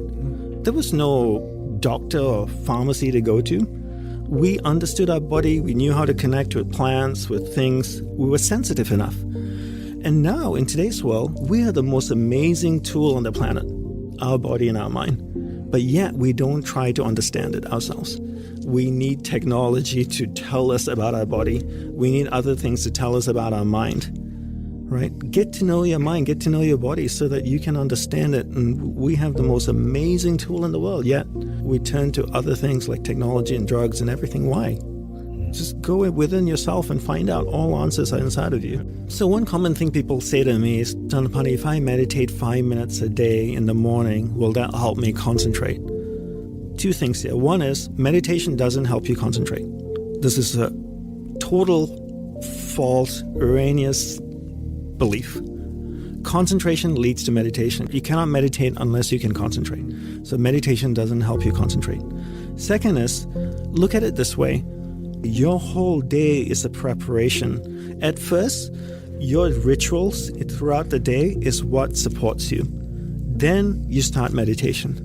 Right? You can't meditate for 5 minutes a day and then the rest of the day practice distraction. Don't lead a life that supports meditation. And my guru had a beautiful saying, and he quite often would say that, most people can't meditate because they do not lead a life that supports the practice of meditation. One of the brilliant things about my teacher was that he proved to us and showed us that technology and material things are not bad. There's nothing wrong with TV. There's nothing wrong with the cell phone. There's nothing wrong with computers. There's nothing wrong with the internet, as long as you are in charge. But if you allow the internet, whatever's happening on your computer, on your phone, to dictate your awareness in your mind, then you become a slave to technology, and then it can train you to be distracted. But as long as you're in charge of it, then it's totally fine. What beautiful tools, huh? I can pick up my phone and FaceTime my mom in Australia. I can see her, I can talk to her, I can smile and laugh.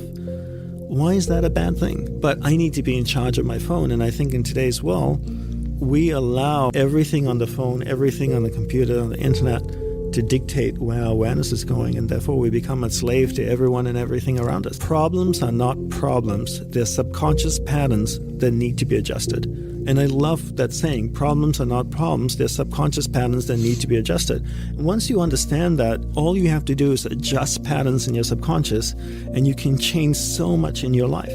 Because so much of the patterns in there were either placed in there by you or your surroundings, your family, your school, what you watch on TV, what you listen to, your environment, programmed to subconscious. So if you can adjust those patterns to what you want, you solve the problem.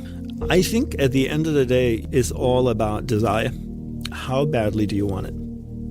And most people, to be honest with you, don't want it badly enough. And when my guru asked me, when I told him I wanted enlightenment or self-realization, he asked me, what are you willing to do for it? And I said, I'm willing to give up my life. So I was willing, in my early 20s, when all my friends were graduating from engineering school with me, they were going out and parties and shagging women and getting drunk and, earning money, buying a car, getting an apartment, traveling the world. I said no, because I wanted something more. Not that I didn't think those things were great.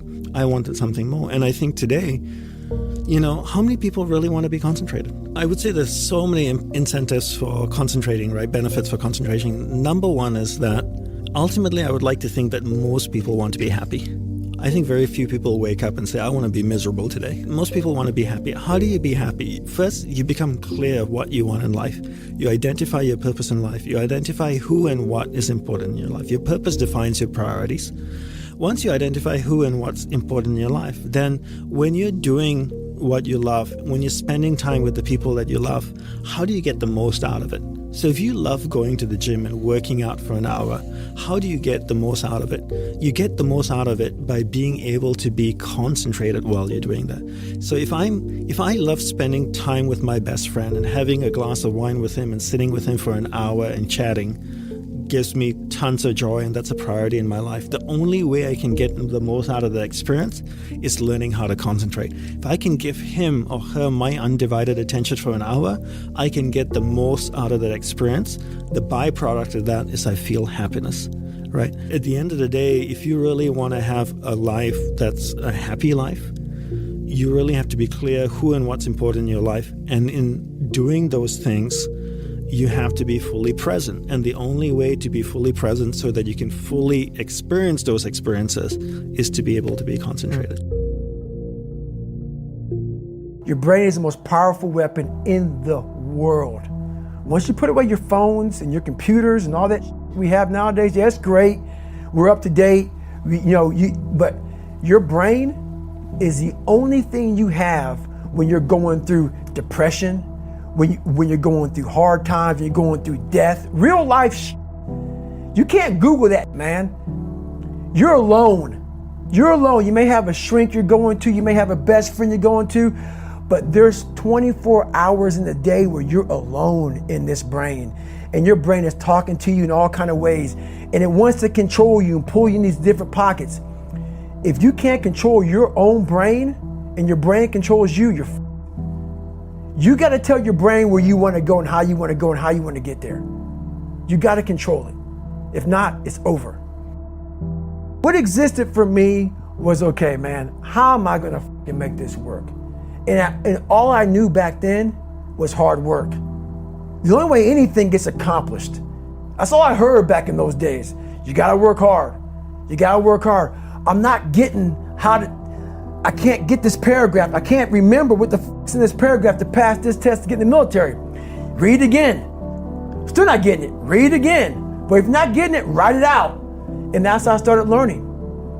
Okay, well, I got to write out everything I do. And then write it out again. And write it out again. And guess what happened? I got it. I can't swim. I'm negative buoyant. Go back again. I can't swim. Go back again. Go back again. Go back again. I got it.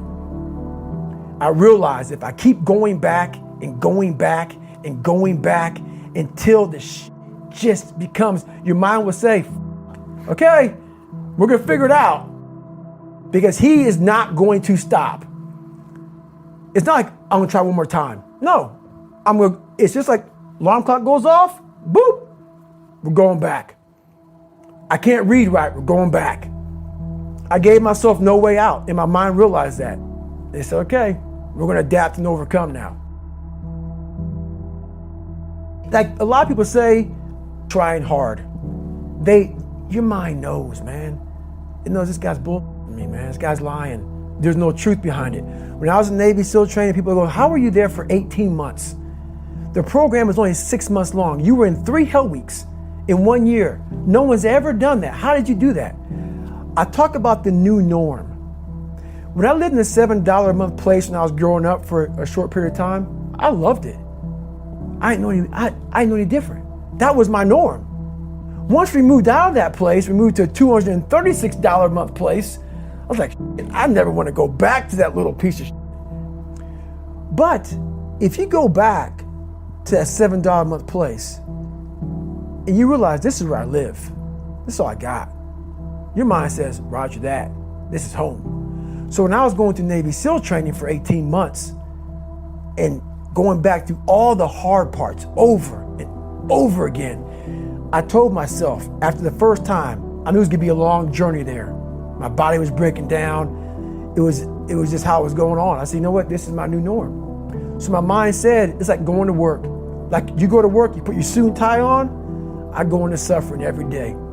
Every day, suffering, being broken, duct taping my feet up, stress fractures, shin splints, being broken. This is my new norm. And your mind says, if we're not broken, this ain't normal. We gotta be broken. So then your mind starts to get tougher and tougher and more callous. People, how did you run on broken feet? Broken shins. My mind knew this is how we operate. We're in Navy SEAL training. This is what we are. I became hell. And that became my new norm. I gave myself no way out. There was nothing outside these walls of hell. Nothing.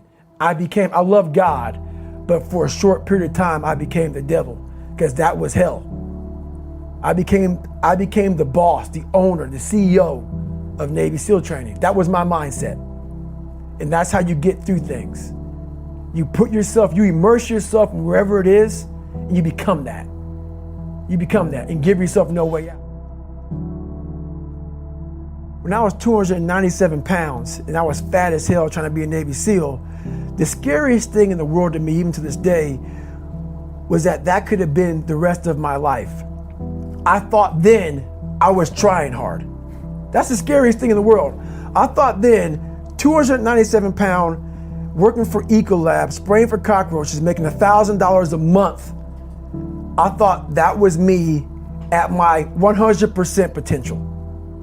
Come to find out, a few years later, I wasn't anywhere near that. 106 pounds less, graduated Navy SEAL training, went on to do all these other things. Looking back on that was me trying hard. That's why people gotta understand, what is in us, we have no idea until we start trying hard. And I mean really trying hard, where you're obsessed with, hey, this is my new norm. My new norm is that, wow, this isn't always fun. It's not always meant to be fun. And that's when you know you're trying hard. People hear my story and think this guy is sadistic. I realized how the brain works. I figured out how the brain works. I'm a scared kid, and that's what gives me so much power. I had no foundation, and I built this off of just researching the mind.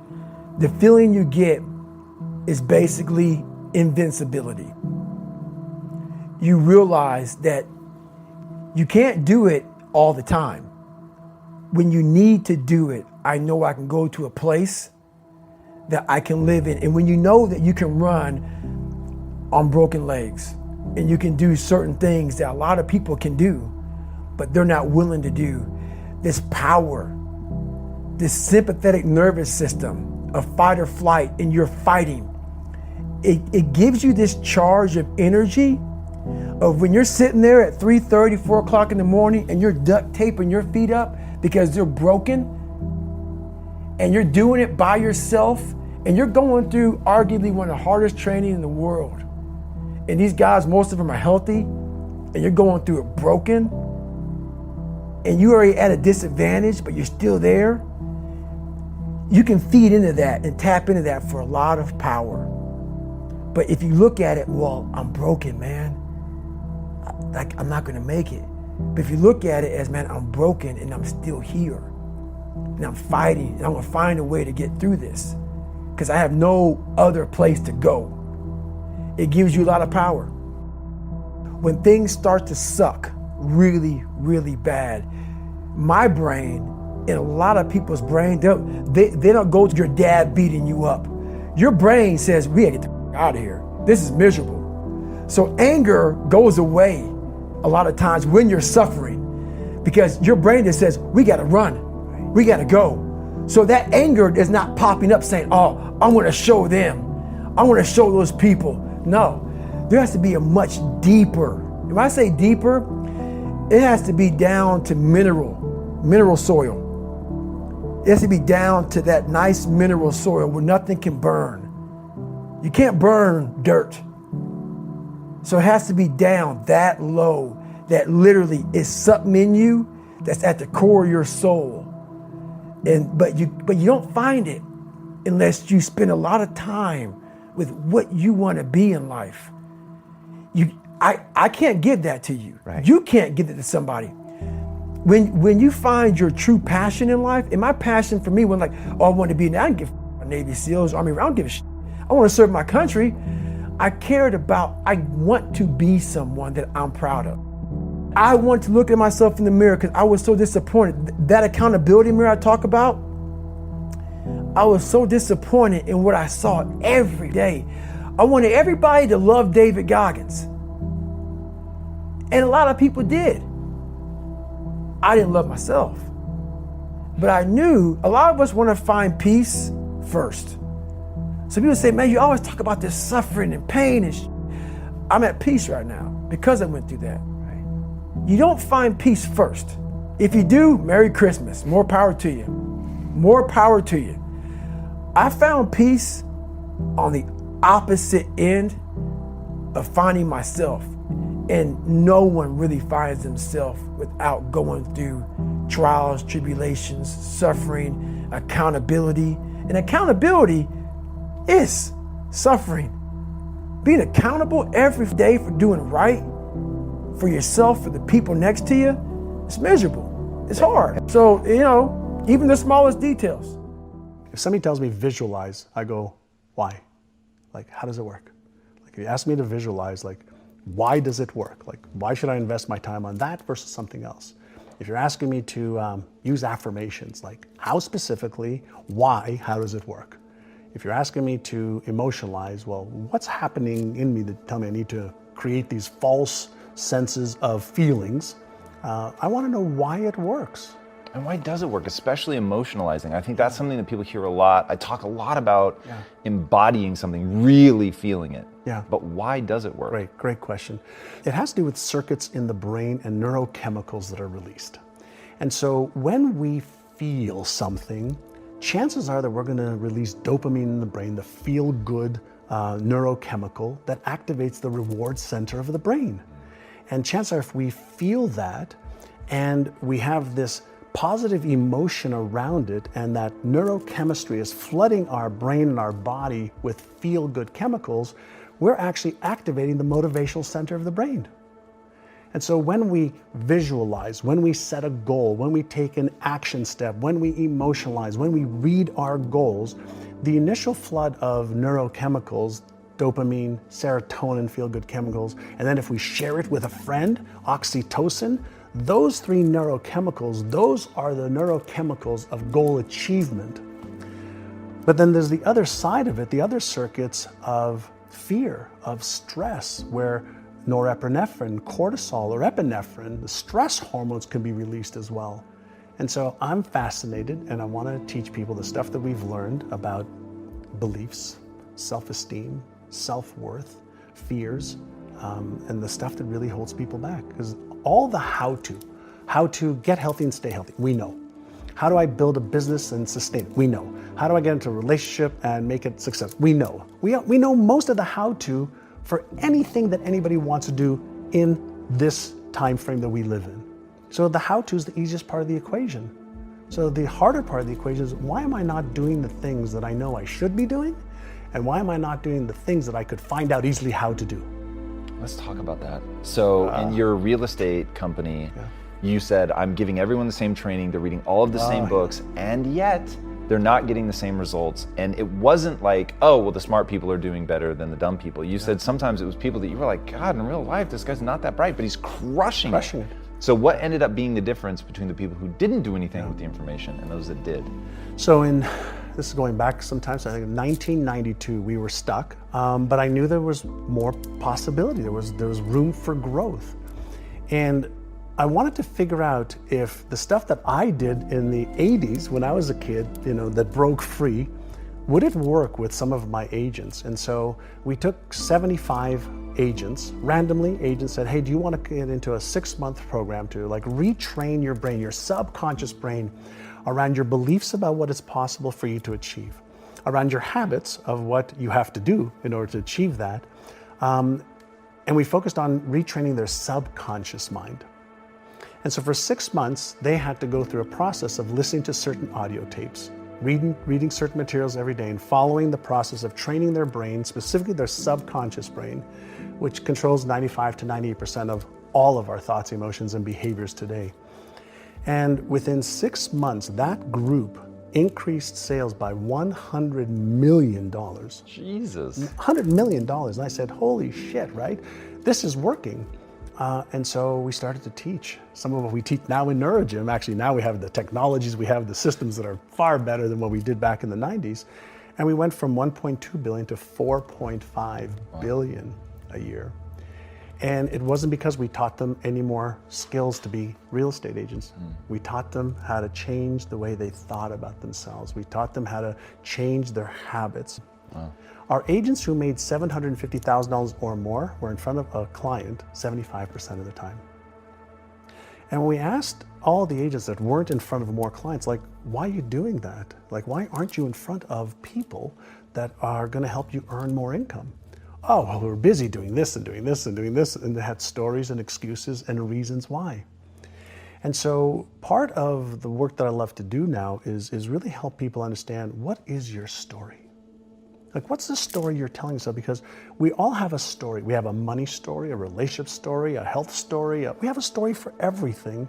And then that story keeps recreating our lives over and over and over again. And we have beliefs that support the story. We have habits that support the story. We have people that support the story. We have systems that support our story. And so my question that I always ask people, who would you be with a different story? The first source of shame, when I was 5, I moved from Israel, where I was born, to Montreal. And I just started kindergarten in Israel. And then I was thrown into a class with 50 kids in Montreal in grade 1. I didn't speak English or French. And so I felt stupid. I felt like I sat there, looking up at the ceilings, bugging the other kids, and was consistently reprimanded, consistently put in the principal's office. And then I was consistently brought to my knees with my parents. My father was physically abusive, which is a challenge in itself, because words weren't a way that he communicated. Hands and feet were his way of communicating. And so when I did the wrong things, that was the punishment. And so I felt embarrassed that I wasn't smart enough, that I wasn't good enough, that I wasn't going to amount to much.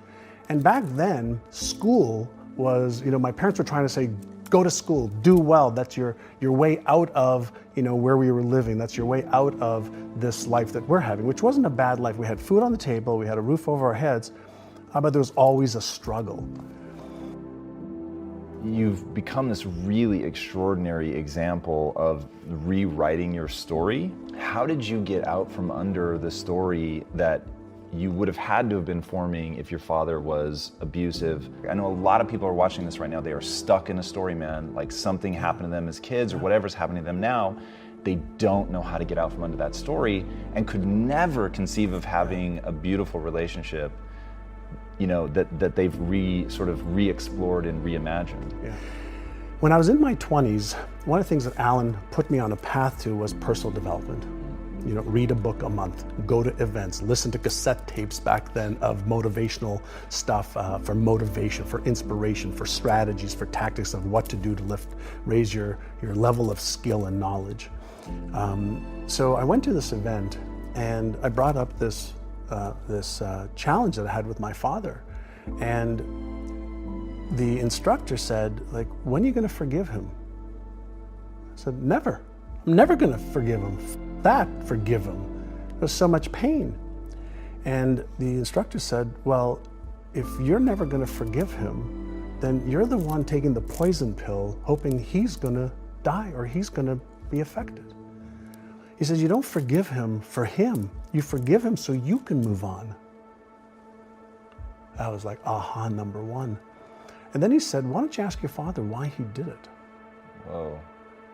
Like, why was he like that? And so when I mustered up enough courage on the phone with my father, I said, Dad, like, how come you've never said, I love you?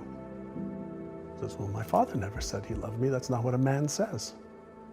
But you say to my sister, he says, well, that's okay to say to a girl or to a woman.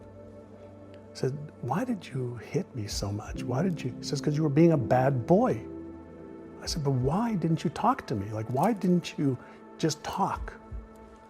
And he says, well, because my father hit me too. I had to put you in your place. I had to teach you the right way to stop the behavior.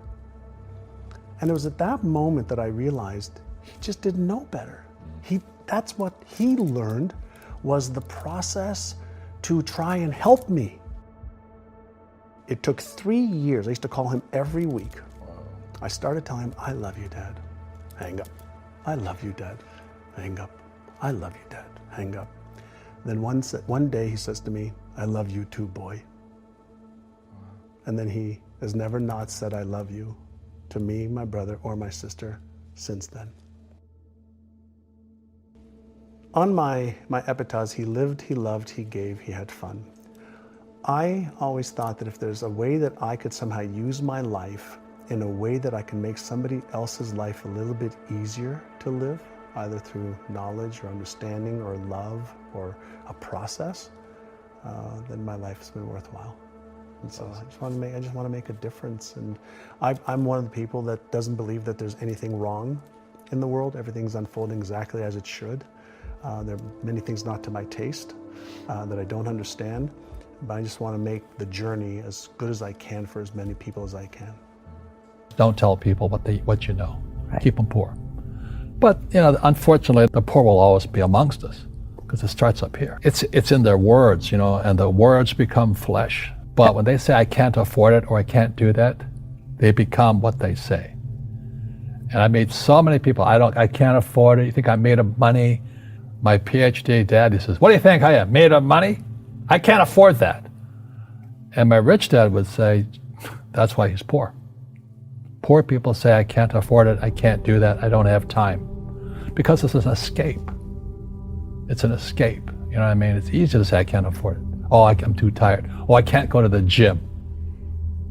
When you could go to the gym, but no, I can't.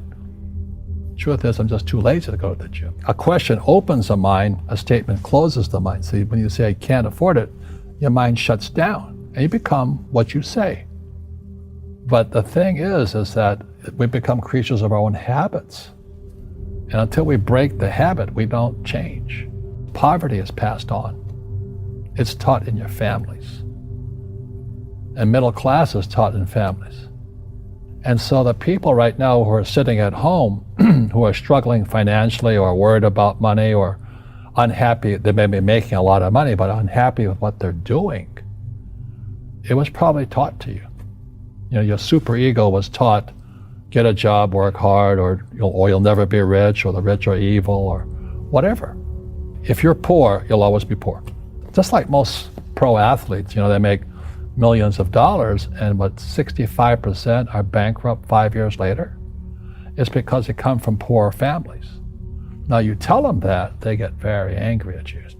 It's the rich fault. It's you guys ripped me off, and government ripped me off. But unfortunately, it's passed down genetically. That's the frightening thing. We've got to change what we teach our kids. So I remember raising my hand when I was 9 years old, talking to my fourth grade teacher, and I said, when am I going to learn about money? She says, the love of money is the root of all evil. We don't teach money at school. I said, why not? And she couldn't answer me, and she got very flustered. She says, go ask your father. He's my boss. So my father was the head of education, PhD, all that stuff. I go home and ask him, I said, why don't we learn about money in school? And he looked at me and says, because the government doesn't let us teach that subject. The government tells us what we can teach and what we can't teach. And I thought that was strange. And I said, but aren't we going to school to learn about money? He says, no, your job is to get a job. I said, but you get a job to earn money. He goes, no, you're supposed to just get a job. I went, no. Isn't the purpose of a job to earn money? He goes, you're correct. I said, so why don't I just learn about money? I can skip the job part, you know? And he got flustered and he said, look, if you want to learn about money, why don't you ask your best friend's father about money? So I asked him. He says, because Mike's father is an entrepreneur. And I said, what are you? He says, I'm an employee. I'm a government employee. And I went, oh, what's the difference? He says, the difference is an entrepreneur must know about money, or they're no longer entrepreneurs. And he says an employee doesn't have to know anything about money, because the government will take care of them, the company will take care of money on one condition. And that condition was he would never pay me. He says, the moment I pay you, you think like an employee. He says, that's the trap. Entrepreneurs work for free. And now I'm 9 years old, my head's going cracking in half. He says, you never want a paycheck. You understand that, kid? I said, okay, I got it. And he says, well, how do I make money? He says, that's what entrepreneurs figure out. It's like a cat, you know, which just comes first, a cat or the cat chasing its tail. And I said, so how do I learn about money? So he would just break out a Monopoly game board. So I would work for free. I'd pick up cigarette butts, and he had hotels and restaurants, and I would clean and do menial tasks. And as I got older, I started getting into office work and marketing and accounting, and I was an apprentice basically, but I always worked for free. He says that the moment you accept a paycheck, your brain goes dead. As long as you're hungry, you'll think. And he was a great, great teacher. You see, most teachers in school, they're out of ethics. They teach subjects they themselves don't practice. A fake teacher is somebody who just wants a job and they'll teach anything. You know, they teach how to shine shoes if you pay them more money. But they really don't know what they're teaching. For example, my calculus teacher, went to military school in New York, and I asked the teacher, I said, I'm in my third year of calculus now. I said, am I ever going to use this stuff? He goes, no. I said, why do you teach it? He says, because I get paid. I said, do you ever use it? He goes, no. And that's why, you have to, in life, one of the things I suggest to people, you got to find a real teacher versus a fake teacher. And a fake teacher is somebody who doesn't do what they teach. And a real teacher is doing what they teach every day. School systems are making our students weaker. So in school, they have these things called now trigger effects. So you can't, as a teacher, you can't say anything that might upset the student. They don't want anything that might jar their point of view. So if I went into school, I'd be thrown out because I threaten them. And to me, isn't school about opening your eyes and minds to new ideas? But that's now out of the system. So everybody's got to be PC, politically correct now. And it's killing us. It's killing the brains of our kids. They're going backwards. But in their minds, they're more enlightened. If I didn't have ideas that shook me, I wouldn't learn anything new. But now these trigger mechanisms, we're actually making our students weaker in school. My success comes from spirituality, not finance. You see, people say, well, why don't you give the poor money? So the only problem with that is it just creates more poor people. You give a man a fish, you get a lot of people who want more fish, but you teach them to fish. We're more antagonistic, more antisocial. Social media is antisocial. That's the danger part. So the reason I'm speaking on spirituality, we got to evolve. It means meditation, it means yoga, it means praying, it means going to church, whatever it takes. But you got to get back to calm and peace and meditation. One generalized principle is emergence through emergency. So when you look at the word emergency, the base word is emerge. The only way humans evolve is via emergency. And a big one's coming. And it's going to be As we all know, our banks have ripped us off immensely. They're just a bunch of crooks. I don't know how they can live with themselves. But, the bankers rip off trillions and they get bonused in billions. Nobody goes to jail. That's the sickness of our society. So that's when I write about financial education. It's almost like self-defense. It's almost like taking judo against our own government and our own banking systems and Wall Street. People who are afraid of making mistakes, like they teach in school, they don't ever grow. Because spirituality is there's good and there's bad, there's right and there's wrong, there's up and there's down. Most people only want to be right, they only want to be positive. Well, you can't have that, that's not reality. Every time I failed, it was like, good, I said, okay, what have I learned? And the average person, the reason they're poor is they haven't failed. They play it so safe, they haven't made any mistakes like they taught in school. That means they don't learn anything. That's why the school system's actually fundamentally corrupt. It's anti-education. Don't make mistakes and don't ask for help. And if I didn't ask for help, I have my accountants, my attorneys, my bankers and all that. I go into business like a rugby team. Boom, boom, and we kick butt. But the average guy is standing there, oh, I'm an A student, I'm going to do this all on myself, and a bunch of rugby players run you over, and you go, well, they're not playing fair. You're playing stupid. You should have a team. You should have accountants, attorneys, and bankers and all that stuff. But that's not the game I want to play. I said, then don't play the game. So what I say to young people is, you find your game. So I'm not here to tell you, don't do this, do that, don't do that, do this. I'm here to change the way you think. And if I can change the way you think, I can't help but change what you do, can I? Let me introduce you to the concept of success. Ben Franklin was a pretty smart guy, and I want to start with a quote by him. If you do tomorrow what you did today, you will get tomorrow what you got today. You want to know what that means?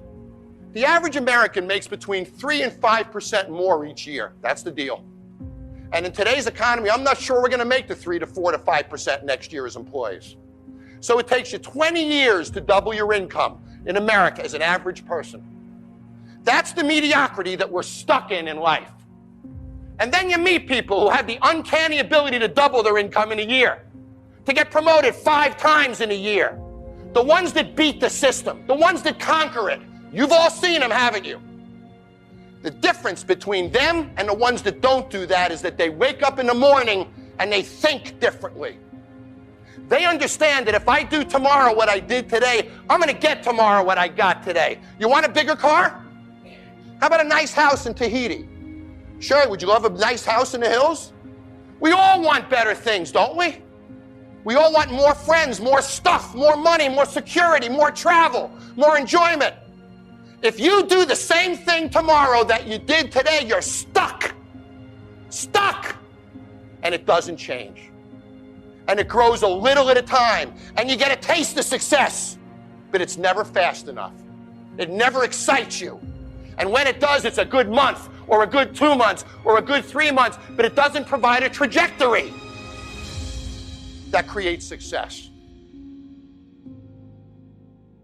So the first thing I want you to think about today is I want you to wake up tomorrow and do something different. And understand if you do the same damn thing, you're stuck. Just because you did it a certain way yesterday, there's no reason to do it that way today. I want it to hit hard. That's not what drives success. You do. There's no place for patience in business. Patience in life means things happen slower than they could. So if you're going to be on this planet for 70 years and things happen slower than they should, at the end of 70 years, you're going to have less, aren't you? Less experiences, less time, less money, less of everything. So let's all hurry up, man, and get more out of life. If you think your life is complete, then I suggest that you're an ass. Because tomorrow always has a great opportunity in it. Your life is not complete until you close your eyes. So when you say somebody who's in a job they hate would love to be able to do this, my comment is, why the hell are you in a job you hate? Don't you have the courage to leave it? So you're in a job you hate, you're doing nothing to change it, but you'd like better. Sometimes you have if to they, do but if better. they have mouths to feed. Sometimes I get it. But what were the things about you? Listen, we'd have to go over those specific cases, I think, and really get into each person to break them. But what do you think that were the things about you? One of it is you always had your eyes open to tomorrow and new opportunities. What were some of the other things as part of your personality? Because there aren't many people like you, but I've seen and I'm studying more and more people where amazing things are happening at 55 and 60 and putting them on life journeys that they never thought they were going to have. And I'm seeing that you guys have a lot of the similar attributes, but what do you think? What was it about you, John? Courage. Courage. You know, the first time I went and shot a pilot for bar rescue was really hard. You think it's easy to scream at people on national television, to insult people on national television, to call you a jerk, challenge your marriage, challenge your integrity, challenge your professionalism? That's hard. That's not who I am. I don't wake up and embarrass people in front of their friends, in front of their family. Bar rescue is the hardest work I have ever done. The courage that it takes for me to go out there and do these things. The only final advice I would give you is I've lived a very unconventional life. And it's because I live my dream every day. Dreams are inspiring. Work is not. Find a dream. Dreams make this world go on. It built our whole country. And when we get in a rut as human beings is when we lose touch with our dreams. We lose the ability to fight for those dreams. So don't be an employee of Google. Live your dreams at Google. Find a way to match your dreams with the goals of your company and your own work, because there's nothing worse than when you see somebody who lost touch with their dreams. You wake up in the morning, you're failing. So you blame the president, you blame Congress, you blame Greece, blame the euro. I mean, construction in the street, it's the mayor, it's the... And you wake up in the morning and you look in the mirror and you're not failing because it's the other guy's fault or it's the economy's fault. But if you looked in the mirror and said, I'm failing because of me, you wouldn't like it and you'd change that. And I believe the common denominator of failure in any business is excuses. As long as you wake up and blame poor sales on the economy or an environment, then you have no motivation to make it better because it's not your fault. But in the worst economic environment 4 or 5 years ago in this country that we've seen in our lifetimes, there were people making a lot of money, weren't there? In the height of that recession, there were people selling advertising, people opening restaurants, people building businesses. Somebody's making money, so the excuse is bull. It's bull. So wake up in the morning and own your failure. Look in the mirror and say, I'm failing because of me. And you won't like it. And then you'll change it. But as long as you don't put it on you, you have no motivation to change it. So in short, if you own your failure, you'll own your success. If you don't own your failure, you'll never dig out. And I find that in any business. Always the common denominator of failure, personally, is excuses. You don't want to be a failure, do you? Not at all. You don't want to look in the mirror and experience that. If you can't blame anybody but yourself, you're going to change. You're going to fight it out. That's the deal. I have a dear friend who works for a large company and he wants to open a franchise of sandwich stores. So he meets with me. He says, John, I need some advice. Do I leave my long-standing job and benefits and do this? Or do I... So why can't you have your cake and eat it too? Right? Why can't you bring in a partner? Why can't you bring in somebody to do it? There's ways to get there. It doesn't have to be absolute. So if somebody wants to create a second career, create new opportunities in their life, figure out a way to do it without risking what you have. Right?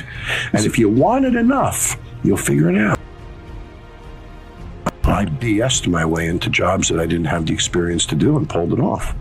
But I had to believe in myself to BS my way into it. And I knew I could figure it out too. Right. And that gave me the confidence to show up at the interview and convince that guy to hire me, because I was convinced myself that I could do it. And that comes across. You got to wake up in the morning and drive revenue, which means you got to have the promotions, the ideas, the energy to elevate a business. You got to be a rainmaker in business, or you're never going to get anyone wet. And when they don't get wet, they dry up and go away. And it's that wetness of a rainmaker that filters down and trickles to everybody's success. You have to drive the energy of revenue to be successful. And when you do, you'll have no expense problems. I drive quality as a leader. My systems maintain quality. Now, with regard to new projects, to me, every new project is a ball. And I have to move that ball every day. So I know, for example, that I have 4 balls on my desk. They might be 5 pads. Let's say 5 balls on my desk. They might be 5 different pads, 5 different books, 5 different projects. Every day, I'm going to move those 5 balls. That's the way I live my life. And I can't go to sleep at night if I don't move every one of those 5 balls every day. Sometimes I have 3 balls. Sometimes I have 7 balls. But the amount of balls that I accept and put on my desk, every one of them is going to move forward every day, and I become relentless. So I've learned to live my life based upon the progress I make on a daily basis. And I believe that business is defined by what we do every day, every single day. And business is defined by the days that we have. So if you move those 5 balls every day, you can't help but be successful. You will achieve it, but you'll achieve it on a daily basis. It's an interesting concept because you have to think about this. Why is it that you can give someone a sugar pill, a saline injection, or perform some false surgery or treatment? And a certain percentage of those people will accept, believe, and surrender to the thought without any analysis that they're getting the real substance or real treatment. And they begin to program their autonomic nervous system to make their own pharmacy of chemicals that matches the exact same chemical or treatment that they think they're getting. Now, it says a few things. Number one, it's not the external substance that's doing the healing because it's inert. There's some type of innate capacity for the body to heal, and there's some correlation between the mind and the body. So that pill represents possibility for the person. And so if you think about this, when they see the pill, they're conditioned into thinking that that pill can do something good for them. So in a depression study, for example, 3 out of 4 people that are taking a placebo in a depression study get better. Now that's 75%. Which means that when that person sees the pill represents hope or possibility for them. They begin to select a new idea, a new thought, that they could be better, a possibility. It's called a clear intention. Some people will begin to become inspired, enthusiastic, excited, and when you combine that clear intention with an elevated emotion, you are changing a person's biology from living in the past to living in the future. And they begin to make their own pharmacy of antidepressants that begins to help them.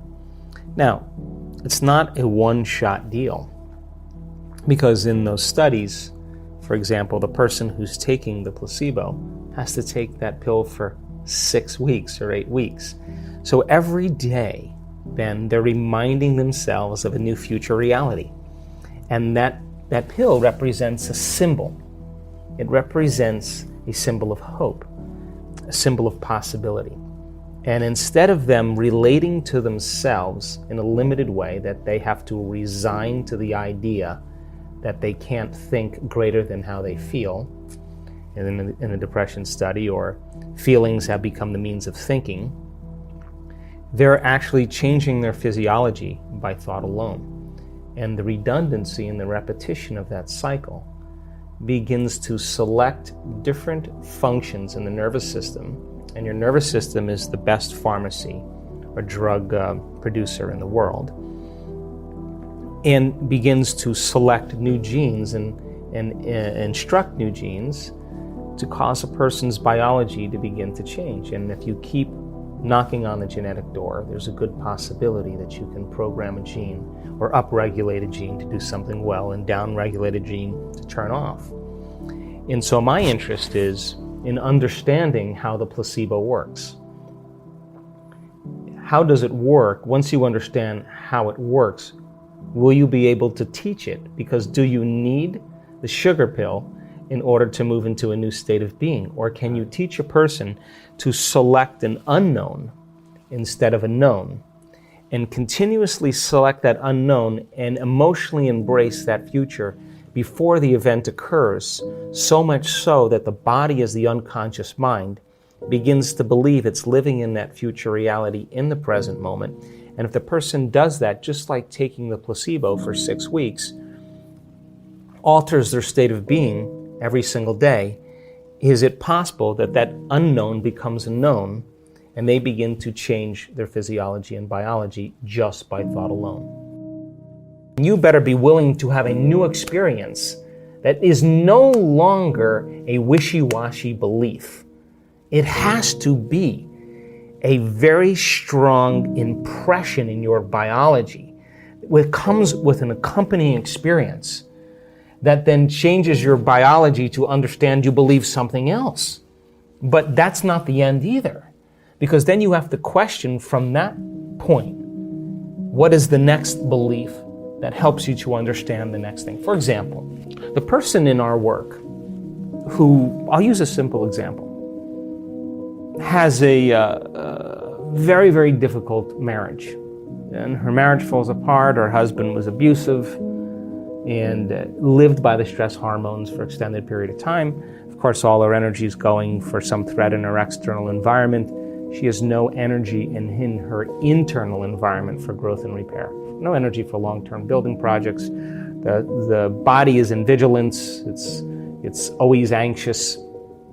She's anticipating something bad happening all the time, and she's got food allergies to everything.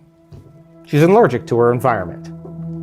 She comes to the event, she does the work, it takes her 3 months, and all of a sudden, in one event, she has a breakthrough, and she's eating anything she wants. Now, she's changed her belief about her past because she's no longer saying, I am this way because of my relationship with my husband.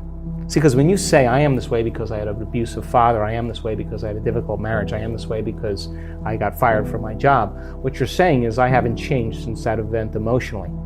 And so now you're viewing your future through the lens of the past. When you overcome that emotional state, a memory without the emotional charge is called wisdom. Now you're ready to create a new future, because if you're still attached to the emotion, you're still attached to the past, and you can't create a future. So all of a sudden now the person has a transformation. She has a shift. She knows that she's liberated from that anxiety. She feels it. And as a result of it, in a matter of moments, Ben, her biology reorganizes to a new mind. And now she's eating, I'm watching her eat pizza, I'm watching her eat a hamburger, she's laughing, and it's sustained. But that's not the end. Because if she's healed herself, then the next question is, I understand the physics and biology of what I've done. Is it possible if I heal myself that I can heal another person? If people are really, really believing that their astrological sign determines their destiny, then they will look for, based on their perception, the correlations that are equal to their belief system. I don't particularly believe that because I'm born at a certain time under a certain house that has anything to do with me creating the life that I want to have, right? So many people will, though, and because they do, they'll select like, oh, I saw 11:11 on the clock. Well, you've seen 2:36 on the clock and 4:18 on the clock, but you're looking for 11:11. Well, then that's your reality, because that's where your attention is, right? So I don't subscribe to that, but I respect that, because that person is going to keep that belief until it no longer serves them, and they're either going to evolve their belief or they're not. And if they don't, so be it. But if they do, they're going to realize sooner or later it's not working for them. I have certain beliefs right now that I honestly am questioning, that I still think are limited beliefs. But in order for me to change those beliefs, I'm going to have to come out of my resting state, have to step out into the unknown, and really check to see and execute in a very different way. I can tell you that there is a strong majority of people who are still taking the placebo, who are still making their changes. Because we know that, like in a Parkinson's study, you give Parkinson's patients a placebo and more than 50% of them, their intention tremors go away. But if you take those people after they're making 200 times the amount of dopamine by getting a saline injection or an injection of distilled water, they're making their own dopamine, and Parkinson's is a deficiency in dopamine. When they return back to their life and they see their caregiver and they play chess with their friends and they see their wife or sleep in the same bed or whatever it is, their personal reality is creating their personality, reminding them who they are. Their disease comes back because they're back to the same identity.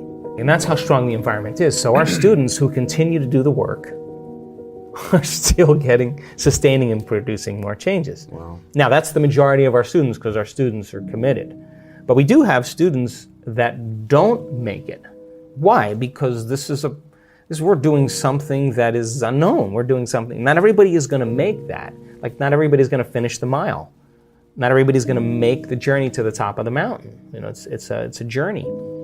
And so we ask people then, the ones that have had chronic diseases or conditions, the majority of them, by the way, are still doing exceptionally well. Some of them have had a disease return. And what we have them do is measure. Every 3 months or 6 months, you measure. Why? Because this is not about denial. This is about knowing. So with the people who have had some conditions return, we ask them to measure, and then we ask them to go at it again. And if their values aren't changing, we ask them to intervene with other medical means or whatever they need to improve. So the ones that have had the healings, though, the majority of them are still doing exceptionally well. Some of them that stop taking the placebo or they lose their job, they lose their mother, they lose their life, and they get stressed, and they go back to their old self. Well, it's a matter of time when we're going to start seeing some of those conditions return.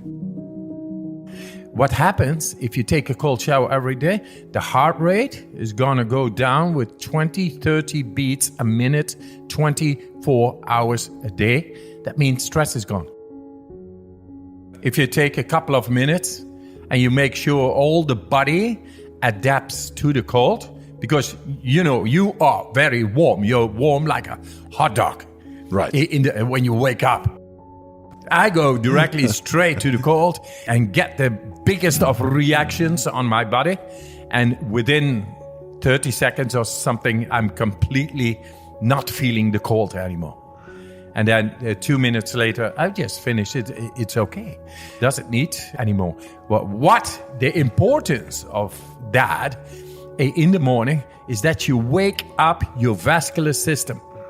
And your vascular system is like 2.5 times the world around in the length of the veins, arteries, and capillaries.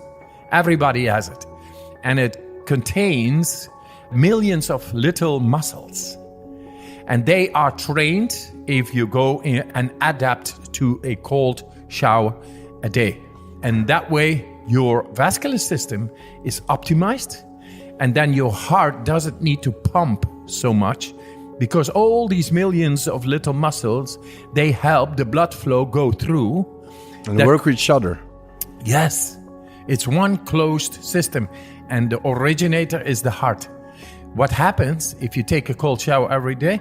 The heart rate is going to go down with 20-30 beats a minute, 24 hours a day. That means stress is gone.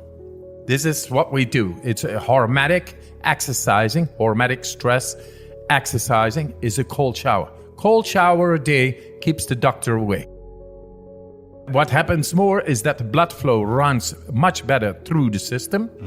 The nutrients, vitamins and minerals and oxygen, they get better to the cells. It produces more energy.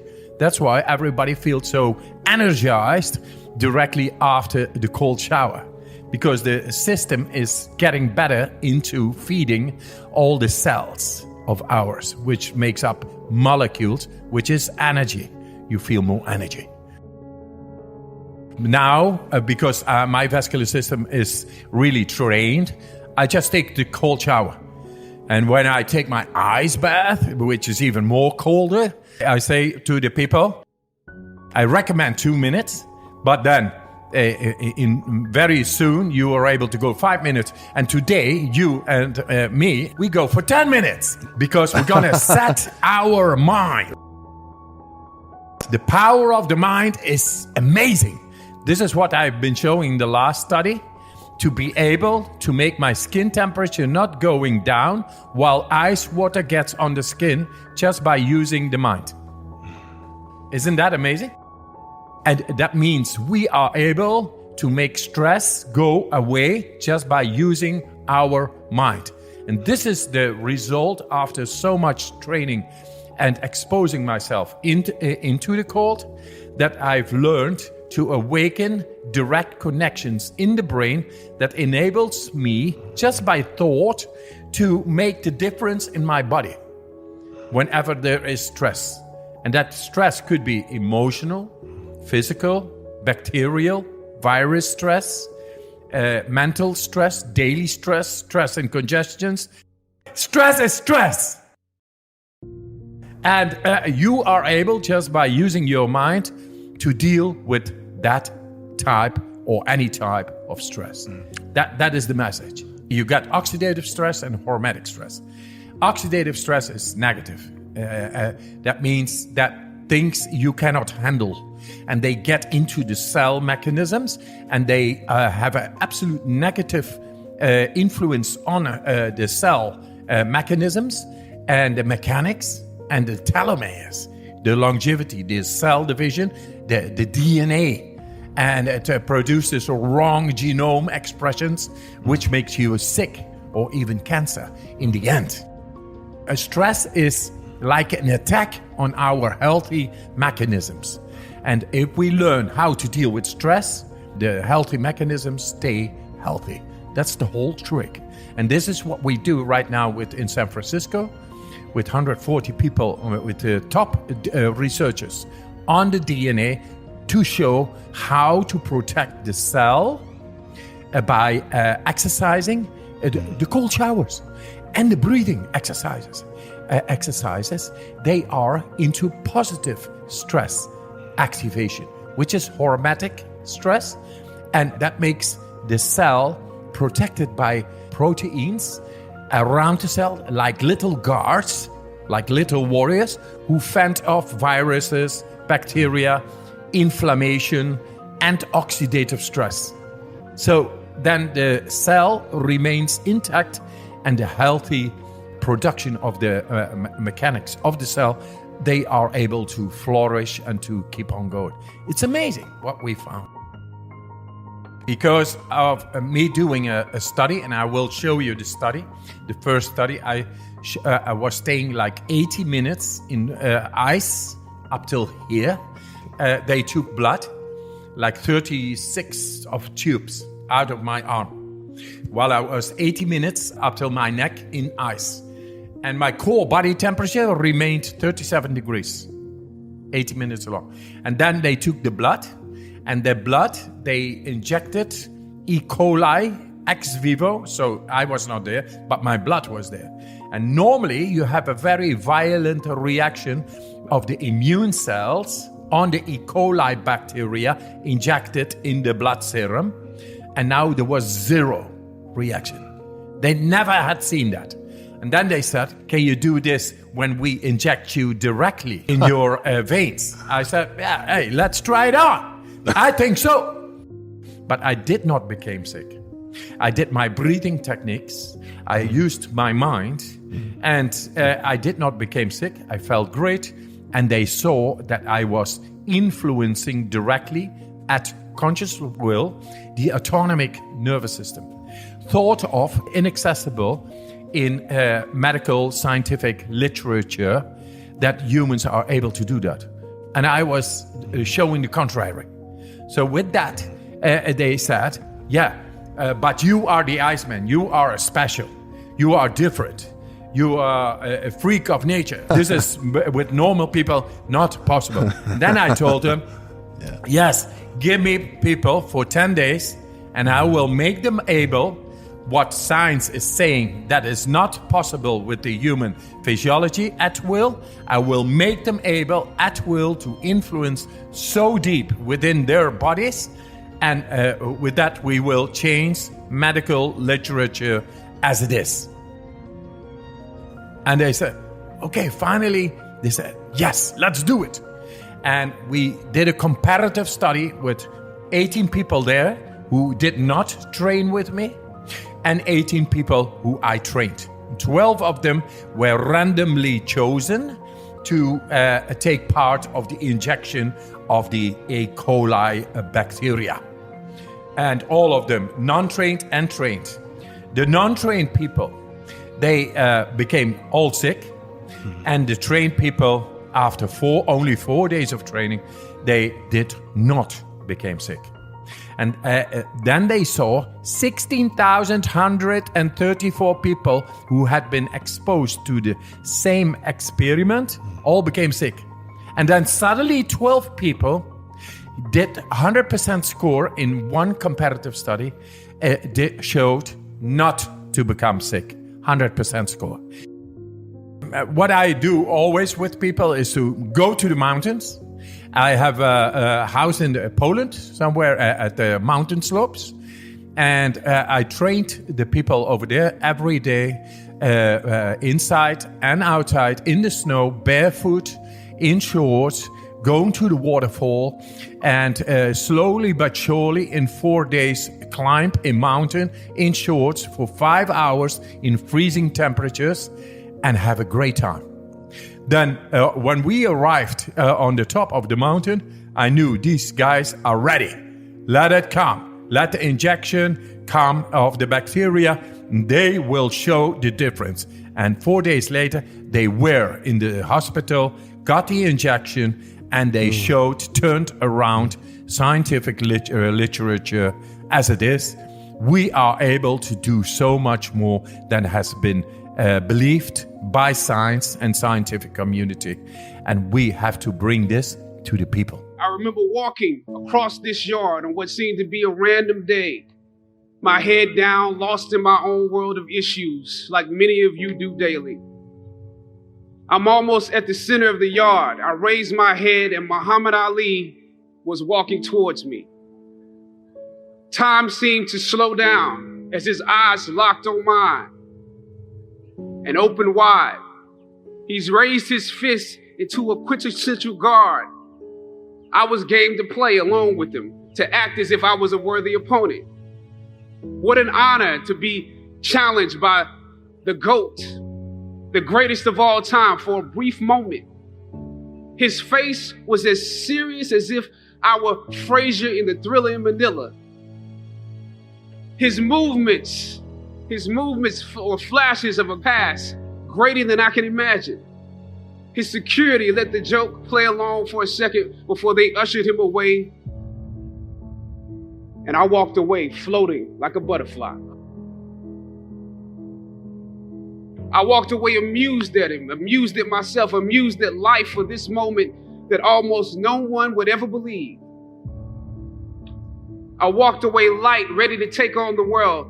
That is the magic of this place. Almost anything can happen here. Throughout ancient times, institutions of learning have been built on top of hills to convey that great struggle is required to achieve degrees of enlightenment. Each of you had your own unique difficulties with the hill. For some of you, the challenge was academics. And I want to say something to that. You know, sometimes your grades don't give a real indication of what your greatness might be.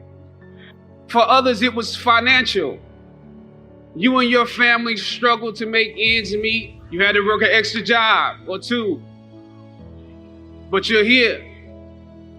For a lot of you, your hardest struggle was social. Some of you never fit in. You were never as cool and as popular as you wanted to be. And it bothers you. So your social struggles here became psychological. Even though you made it up the hill, you carry the baggage of rejection with you. But you're here. Or some of you went through something traumatic. You made it to the top of the hill, but not without scars and bruises. Some of you fit in too much. You waited until the last minute to do your best work, and it's a wonder that you made it up the hill at all because you carry the baggage of too much acceptance. Most of you graduating here today struggled against one or more of the impediments or obstacles I mentioned in order to reach this hilltop. When completing a long climb, one first experiences dizziness, disorientation, and shortness of breath due to the high altitude. But once you become accustomed to the climb, your mind opens up to the tranquility of the triumph. Most of you need some realizations because right now you have some big decisions to make. Right now, I urge you, in your breath, in your eyes, in your consciousness, invest in the importance of this moment and cherish it. I know some of you might have partied last night. You should celebrate, but this moment is also part of that celebration. So savor the taste of your triumphs today. Don't just swallow the moment whole without digesting what has actually happened here. Look down over what you conquered and appreciate what God has brought you through.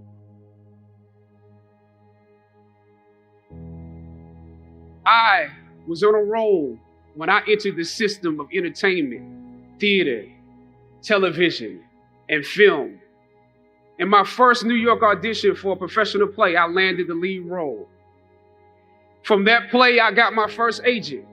From that agent, I got an on-screen audition. It was a soap opera. It wasn't Third Watch. It was a soap opera on a major network. I scored that role too. I felt like Mike Tyson when he first came on the scene, knocking out opponents in the first round. With this soap opera gig, I was already promised to make 6 figures, more money than I had ever seen. I was feeling myself. But once I got the first script, and with soap operas, you very often get the script the night before and you shoot the whole episode in one day with little to no time to prepare.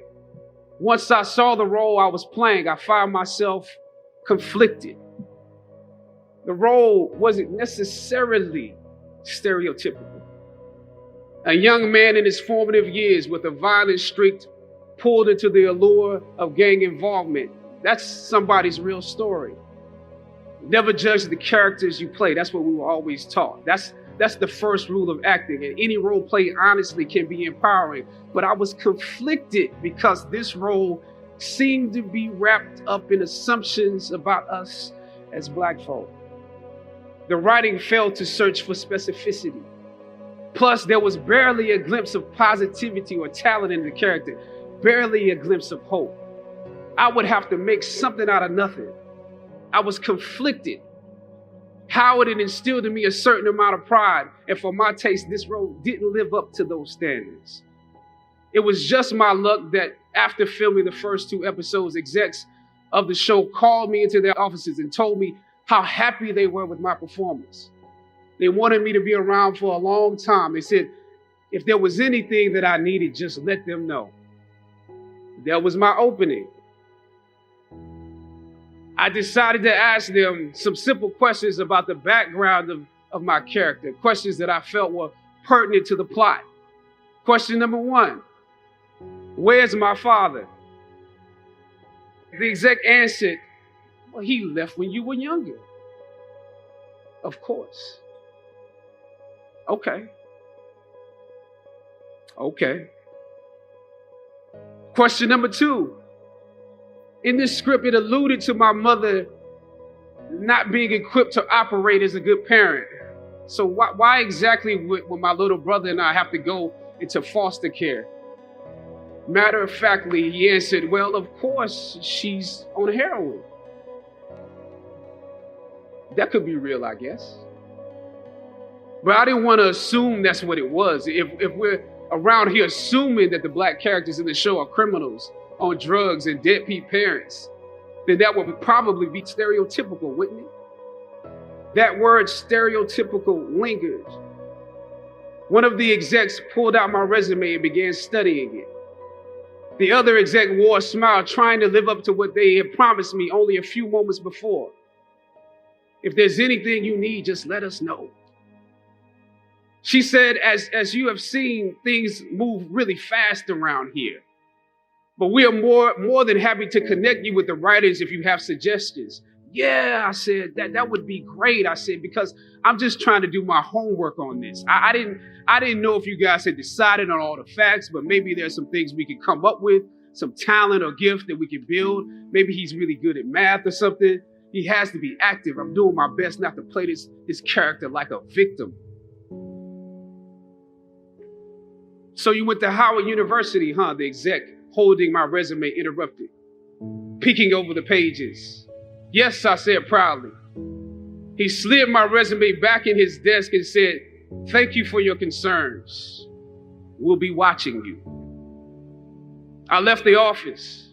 I shot the episode I had come in to shoot on that day. Probably the best one I did out of the 3 because I got what was bothering me off my chest.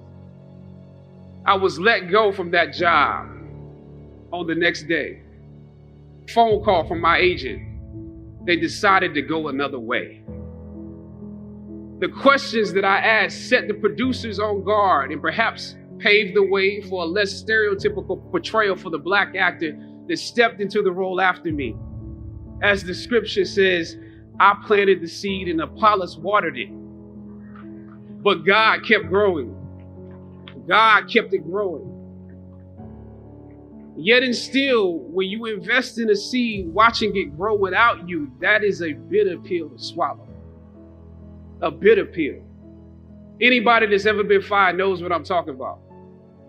Even if you really don't want the job, when they let you go, it's like any breakup. You act like you don't care. I didn't need that damn job anyway. I didn't need them. But when you have those moments alone, you start to wonder if there was a better way to handle it. And if you could have handled it better, maybe you could help your family. And then before you know it, you're broke. And you find yourself scraping together change just so you can ride the subway so that you can get the next job. And maybe if you could book something else, that would eclipse the feeling of doubt that's building. But it seems like you can't pay them to hire you now. My agents at the time told me it might be a while before I got a job acting on screen again. Well, that was fine because I never wanted to act in the first place. And I definitely didn't want to be caught dead going after a fake Hollywood pipe dream. I'm more of a writer-director anyway, so forget their stories. I can tell my own stories. As conflicted as I was before I lost the job, as adamant as I was about the need to speak truth to power, I found myself even more conflicted afterwards. Sometimes you need to get knocked down before you can really figure out what your fight is and how you need to fight it. At some point, my mind reverted back to my experiences here, to the professors that challenged me and struggled against me. Finally, I thought of Ali in the middle of the yard, in his elder years, drawing from his victories and his losses.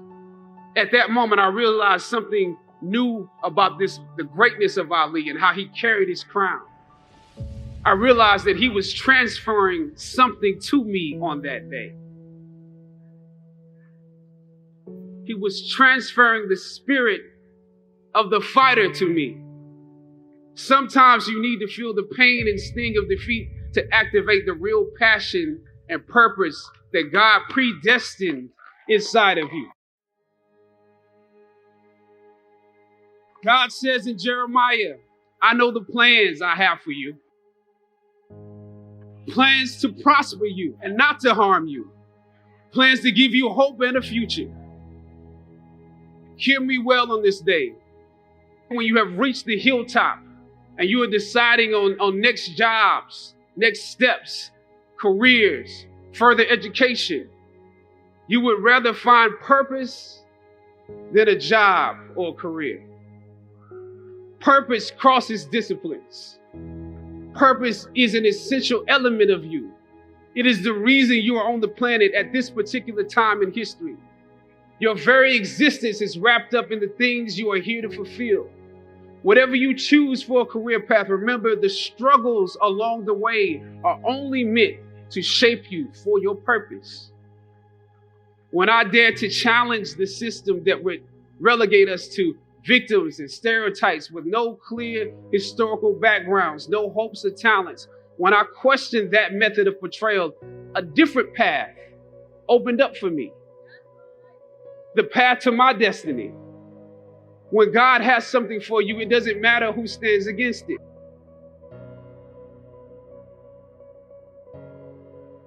God will move someone that's holding you back away from a door and put someone there who will open it for you. If it's meant for you,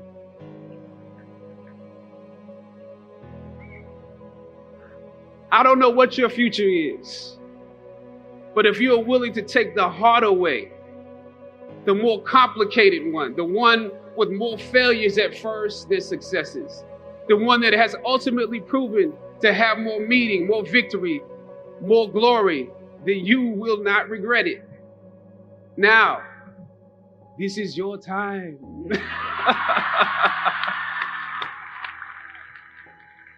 The light of new realization shines on you today. Howard's legacy is not wrapped up in the money that you will make, but the challenges that you choose to confront. As you commit to your past, press on with pride and press on with purpose. God bless you. I love you, Howard. Howard forever.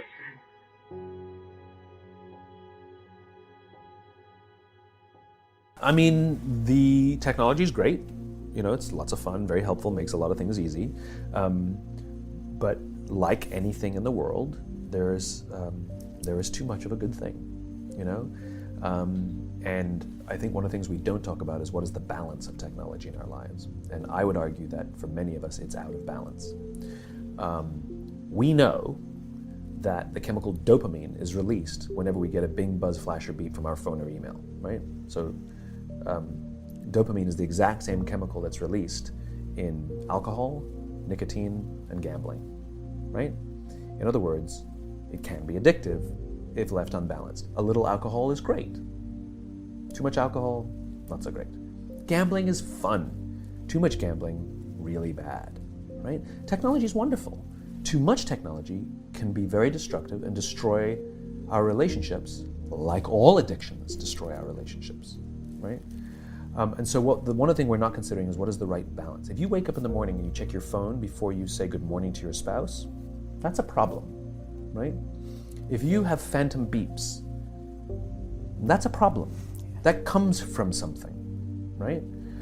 If you find yourself incapable of getting through a day without needing to check, that's a problem, right?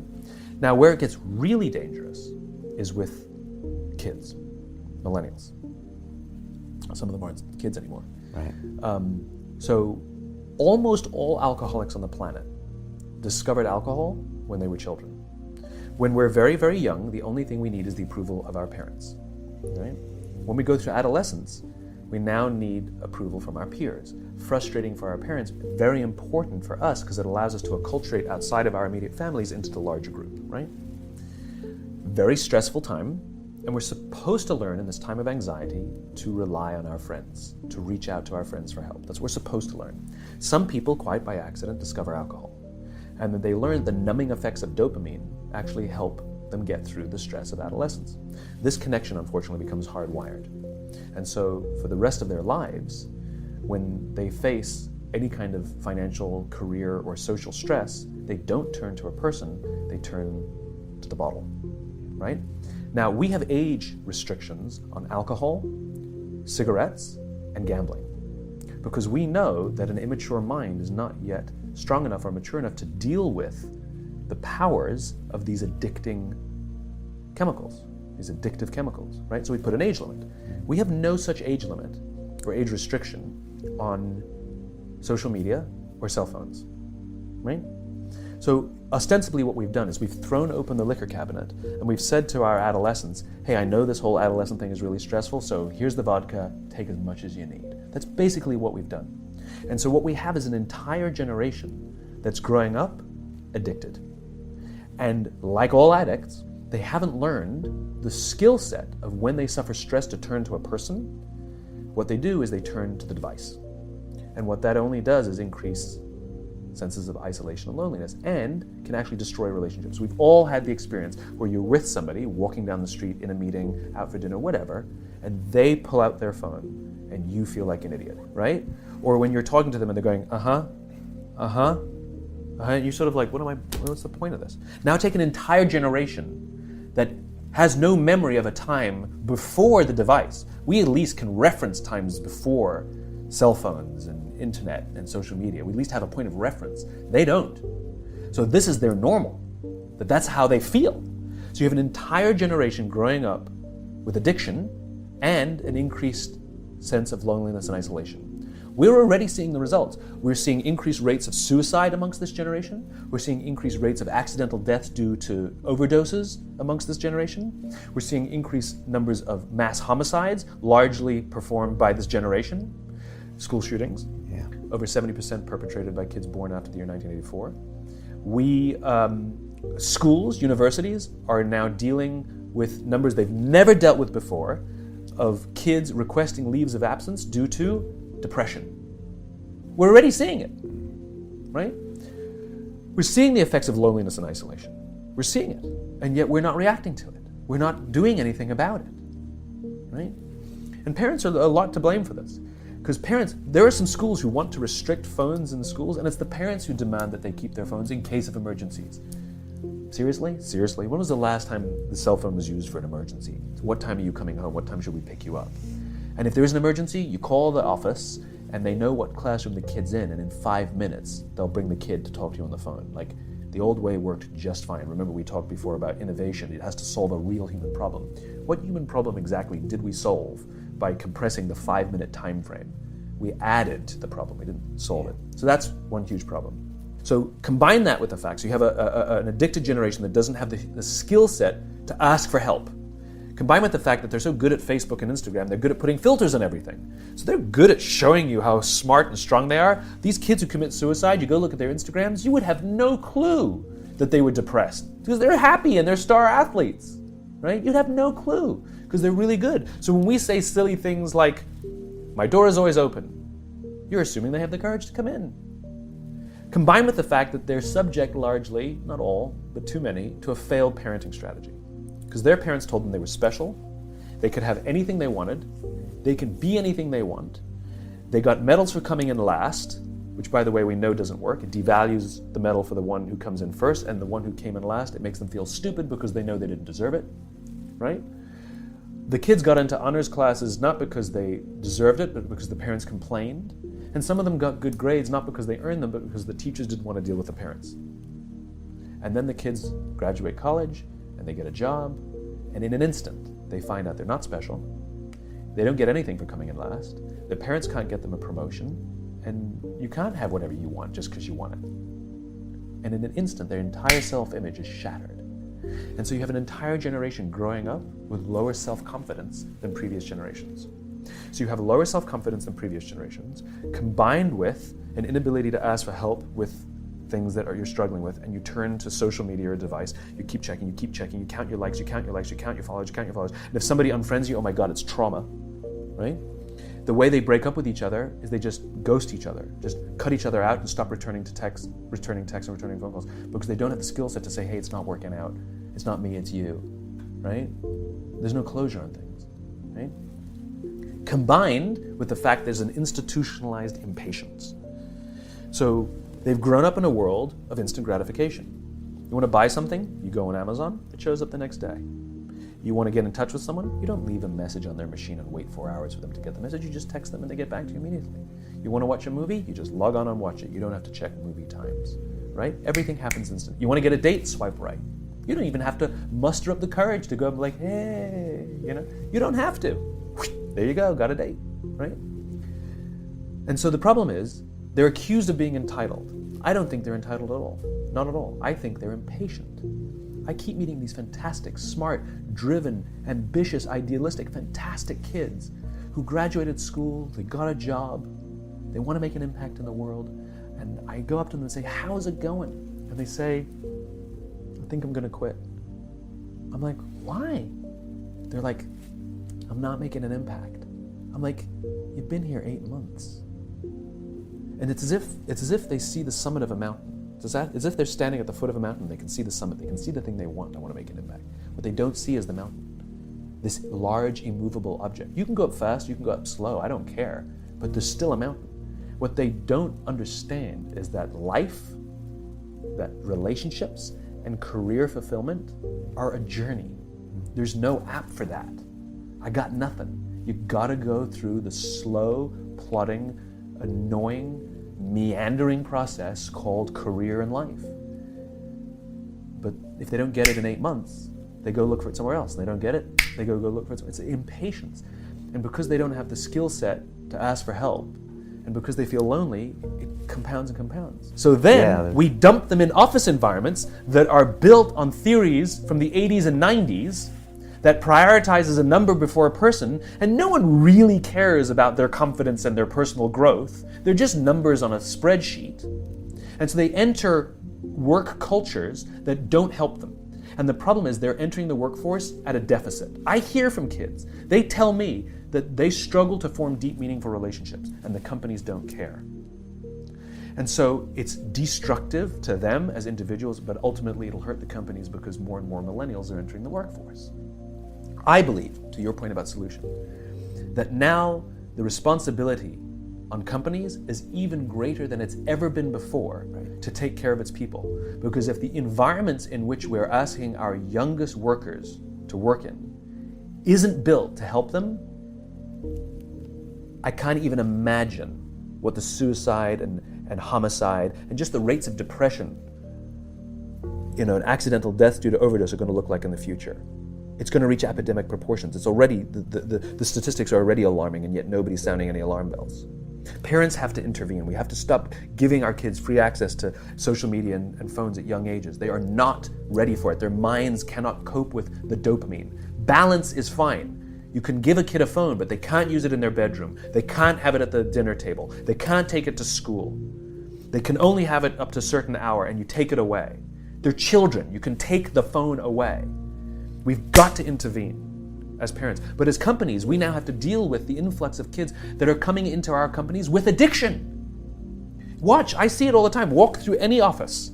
You'll see the older employees have their phones on the sides of their computers as they're working. You'll see the youngest employees have their phones face up in front of their keyboards between their arms as they're working. And this is how they work. And the science is alarming. They did experiments on mice where they did the multitasking. They put flashing lights to mimic going from the computer to the cell phone, the computer to the cell phone to the TV. The mice that were exposed to the changing lights, it took them 3 times longer to solve a maze than the mice that weren't, and the damage was permanent. It didn't improve when they stopped the lights. And leadership now is even more important. And the leaders now are even more irresponsible. You are responsible for the lives of human beings, and some of these human beings are your children. So okay, you bastard CEO who thinks all the stuff that I talk about is craziness, and you don't have time to make these changes. This is I hear. We don't have time. It's a war out there. I've actually heard executives tell me that. It's a war out there. I don't have time for this leadership stuff. I know guys who go to war, and I'll tell you, it's not a war, what you're going through. You tinker with money.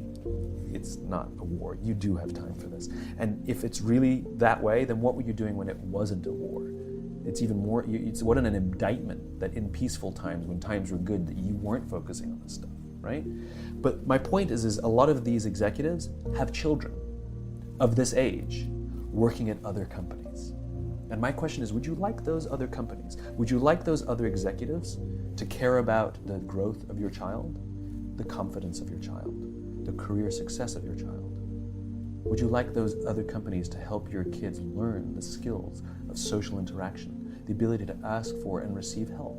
Would you like their jobs to give that to them? Set the example. Do it for other people's children. Every single employee, 100% is someone's daughter. 100%. And if you want someone to take responsibility for the life of your children in their company, then why don't we start taking responsibility for the lives of the children in our companies? When you realize that your name, your form, and everything you see is provisional, 2 things happen. To some people, they have immediate, what we could only metaphorically call the dark night of the soul. They go into a deep depression, Because everything they thought was real is no longer real, including their own name, form, body, and mind. Some people get so scared that they have a bad trip. Some people cross that threshold and discover nirvana or enlightenment.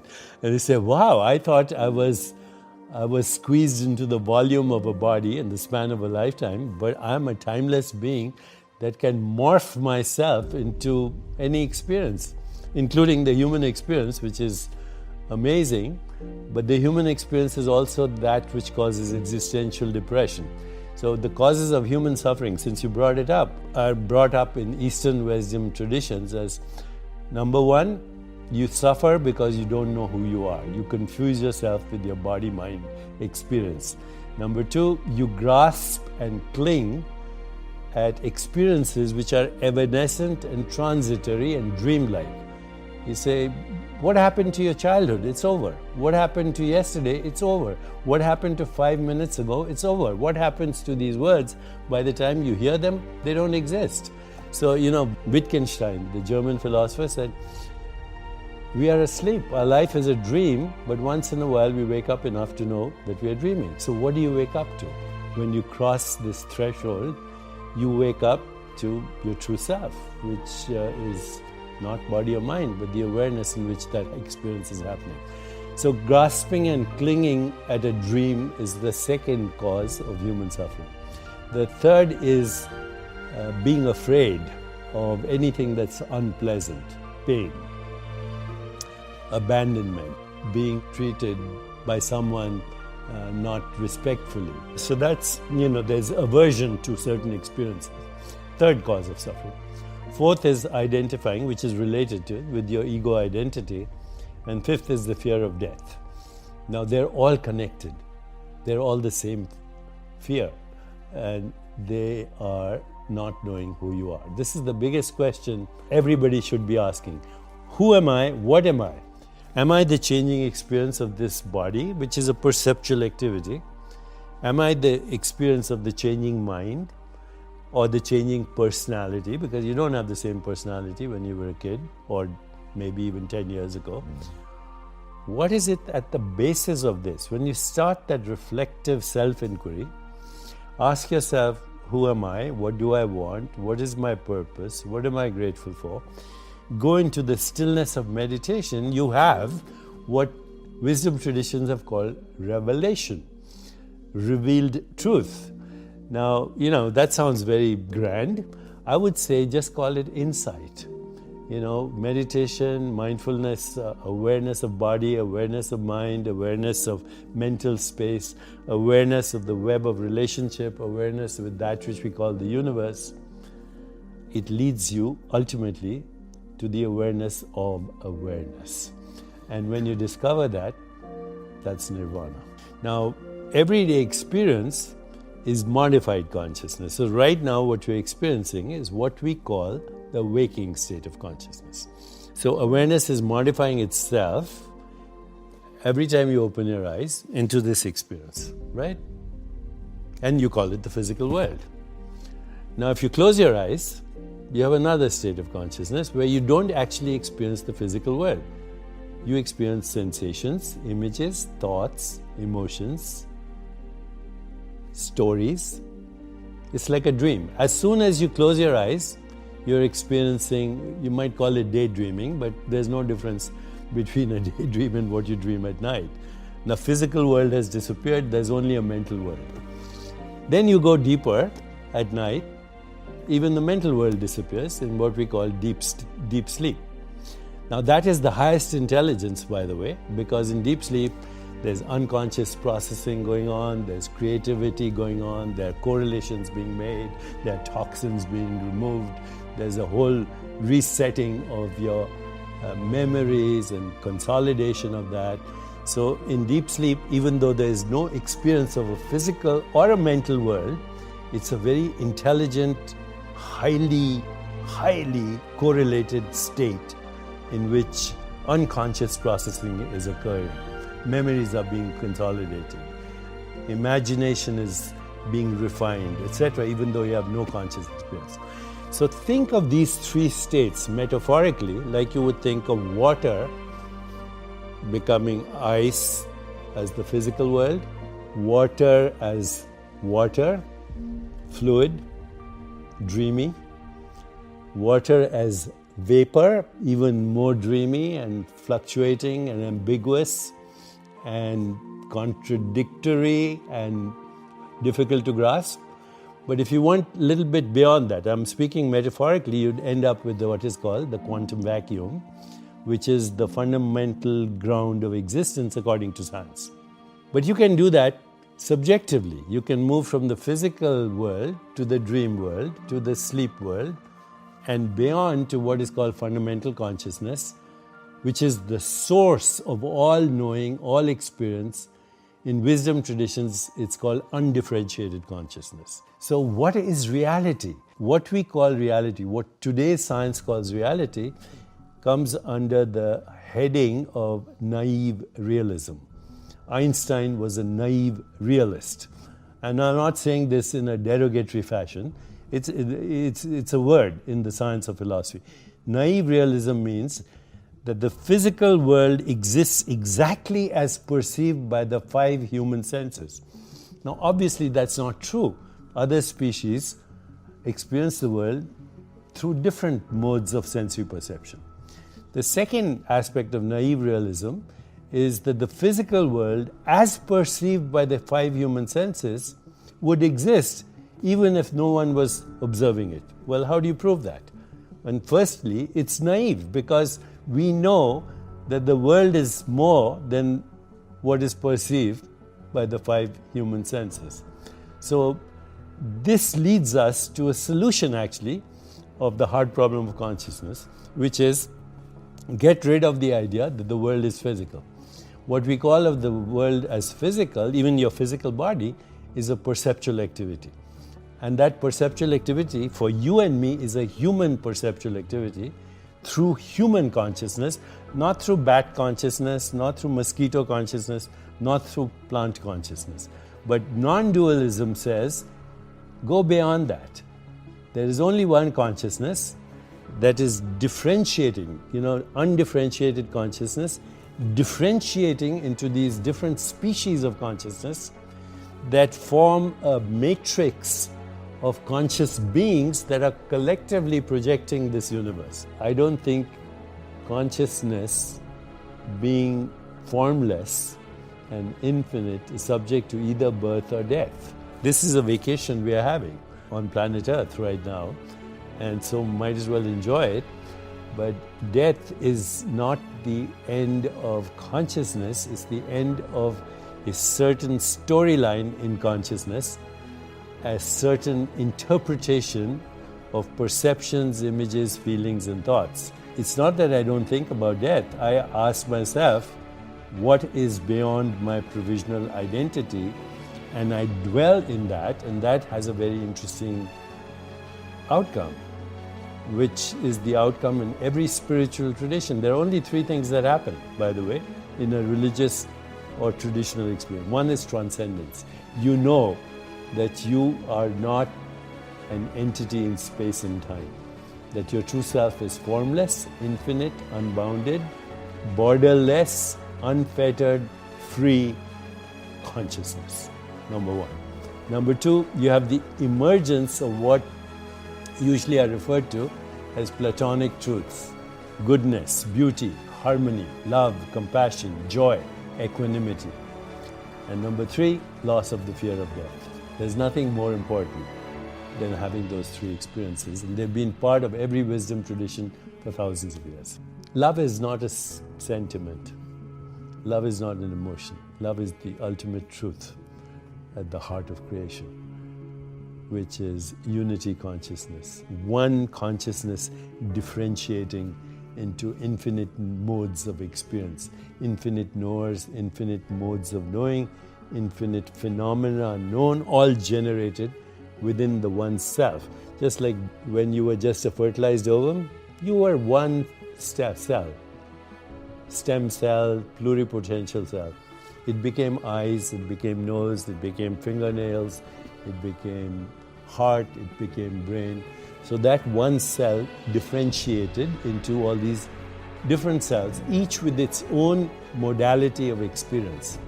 Like that, the one mind or the one consciousness differentiates itself into what we call the universe, with every species of consciousness knowing the universe in its own unique way.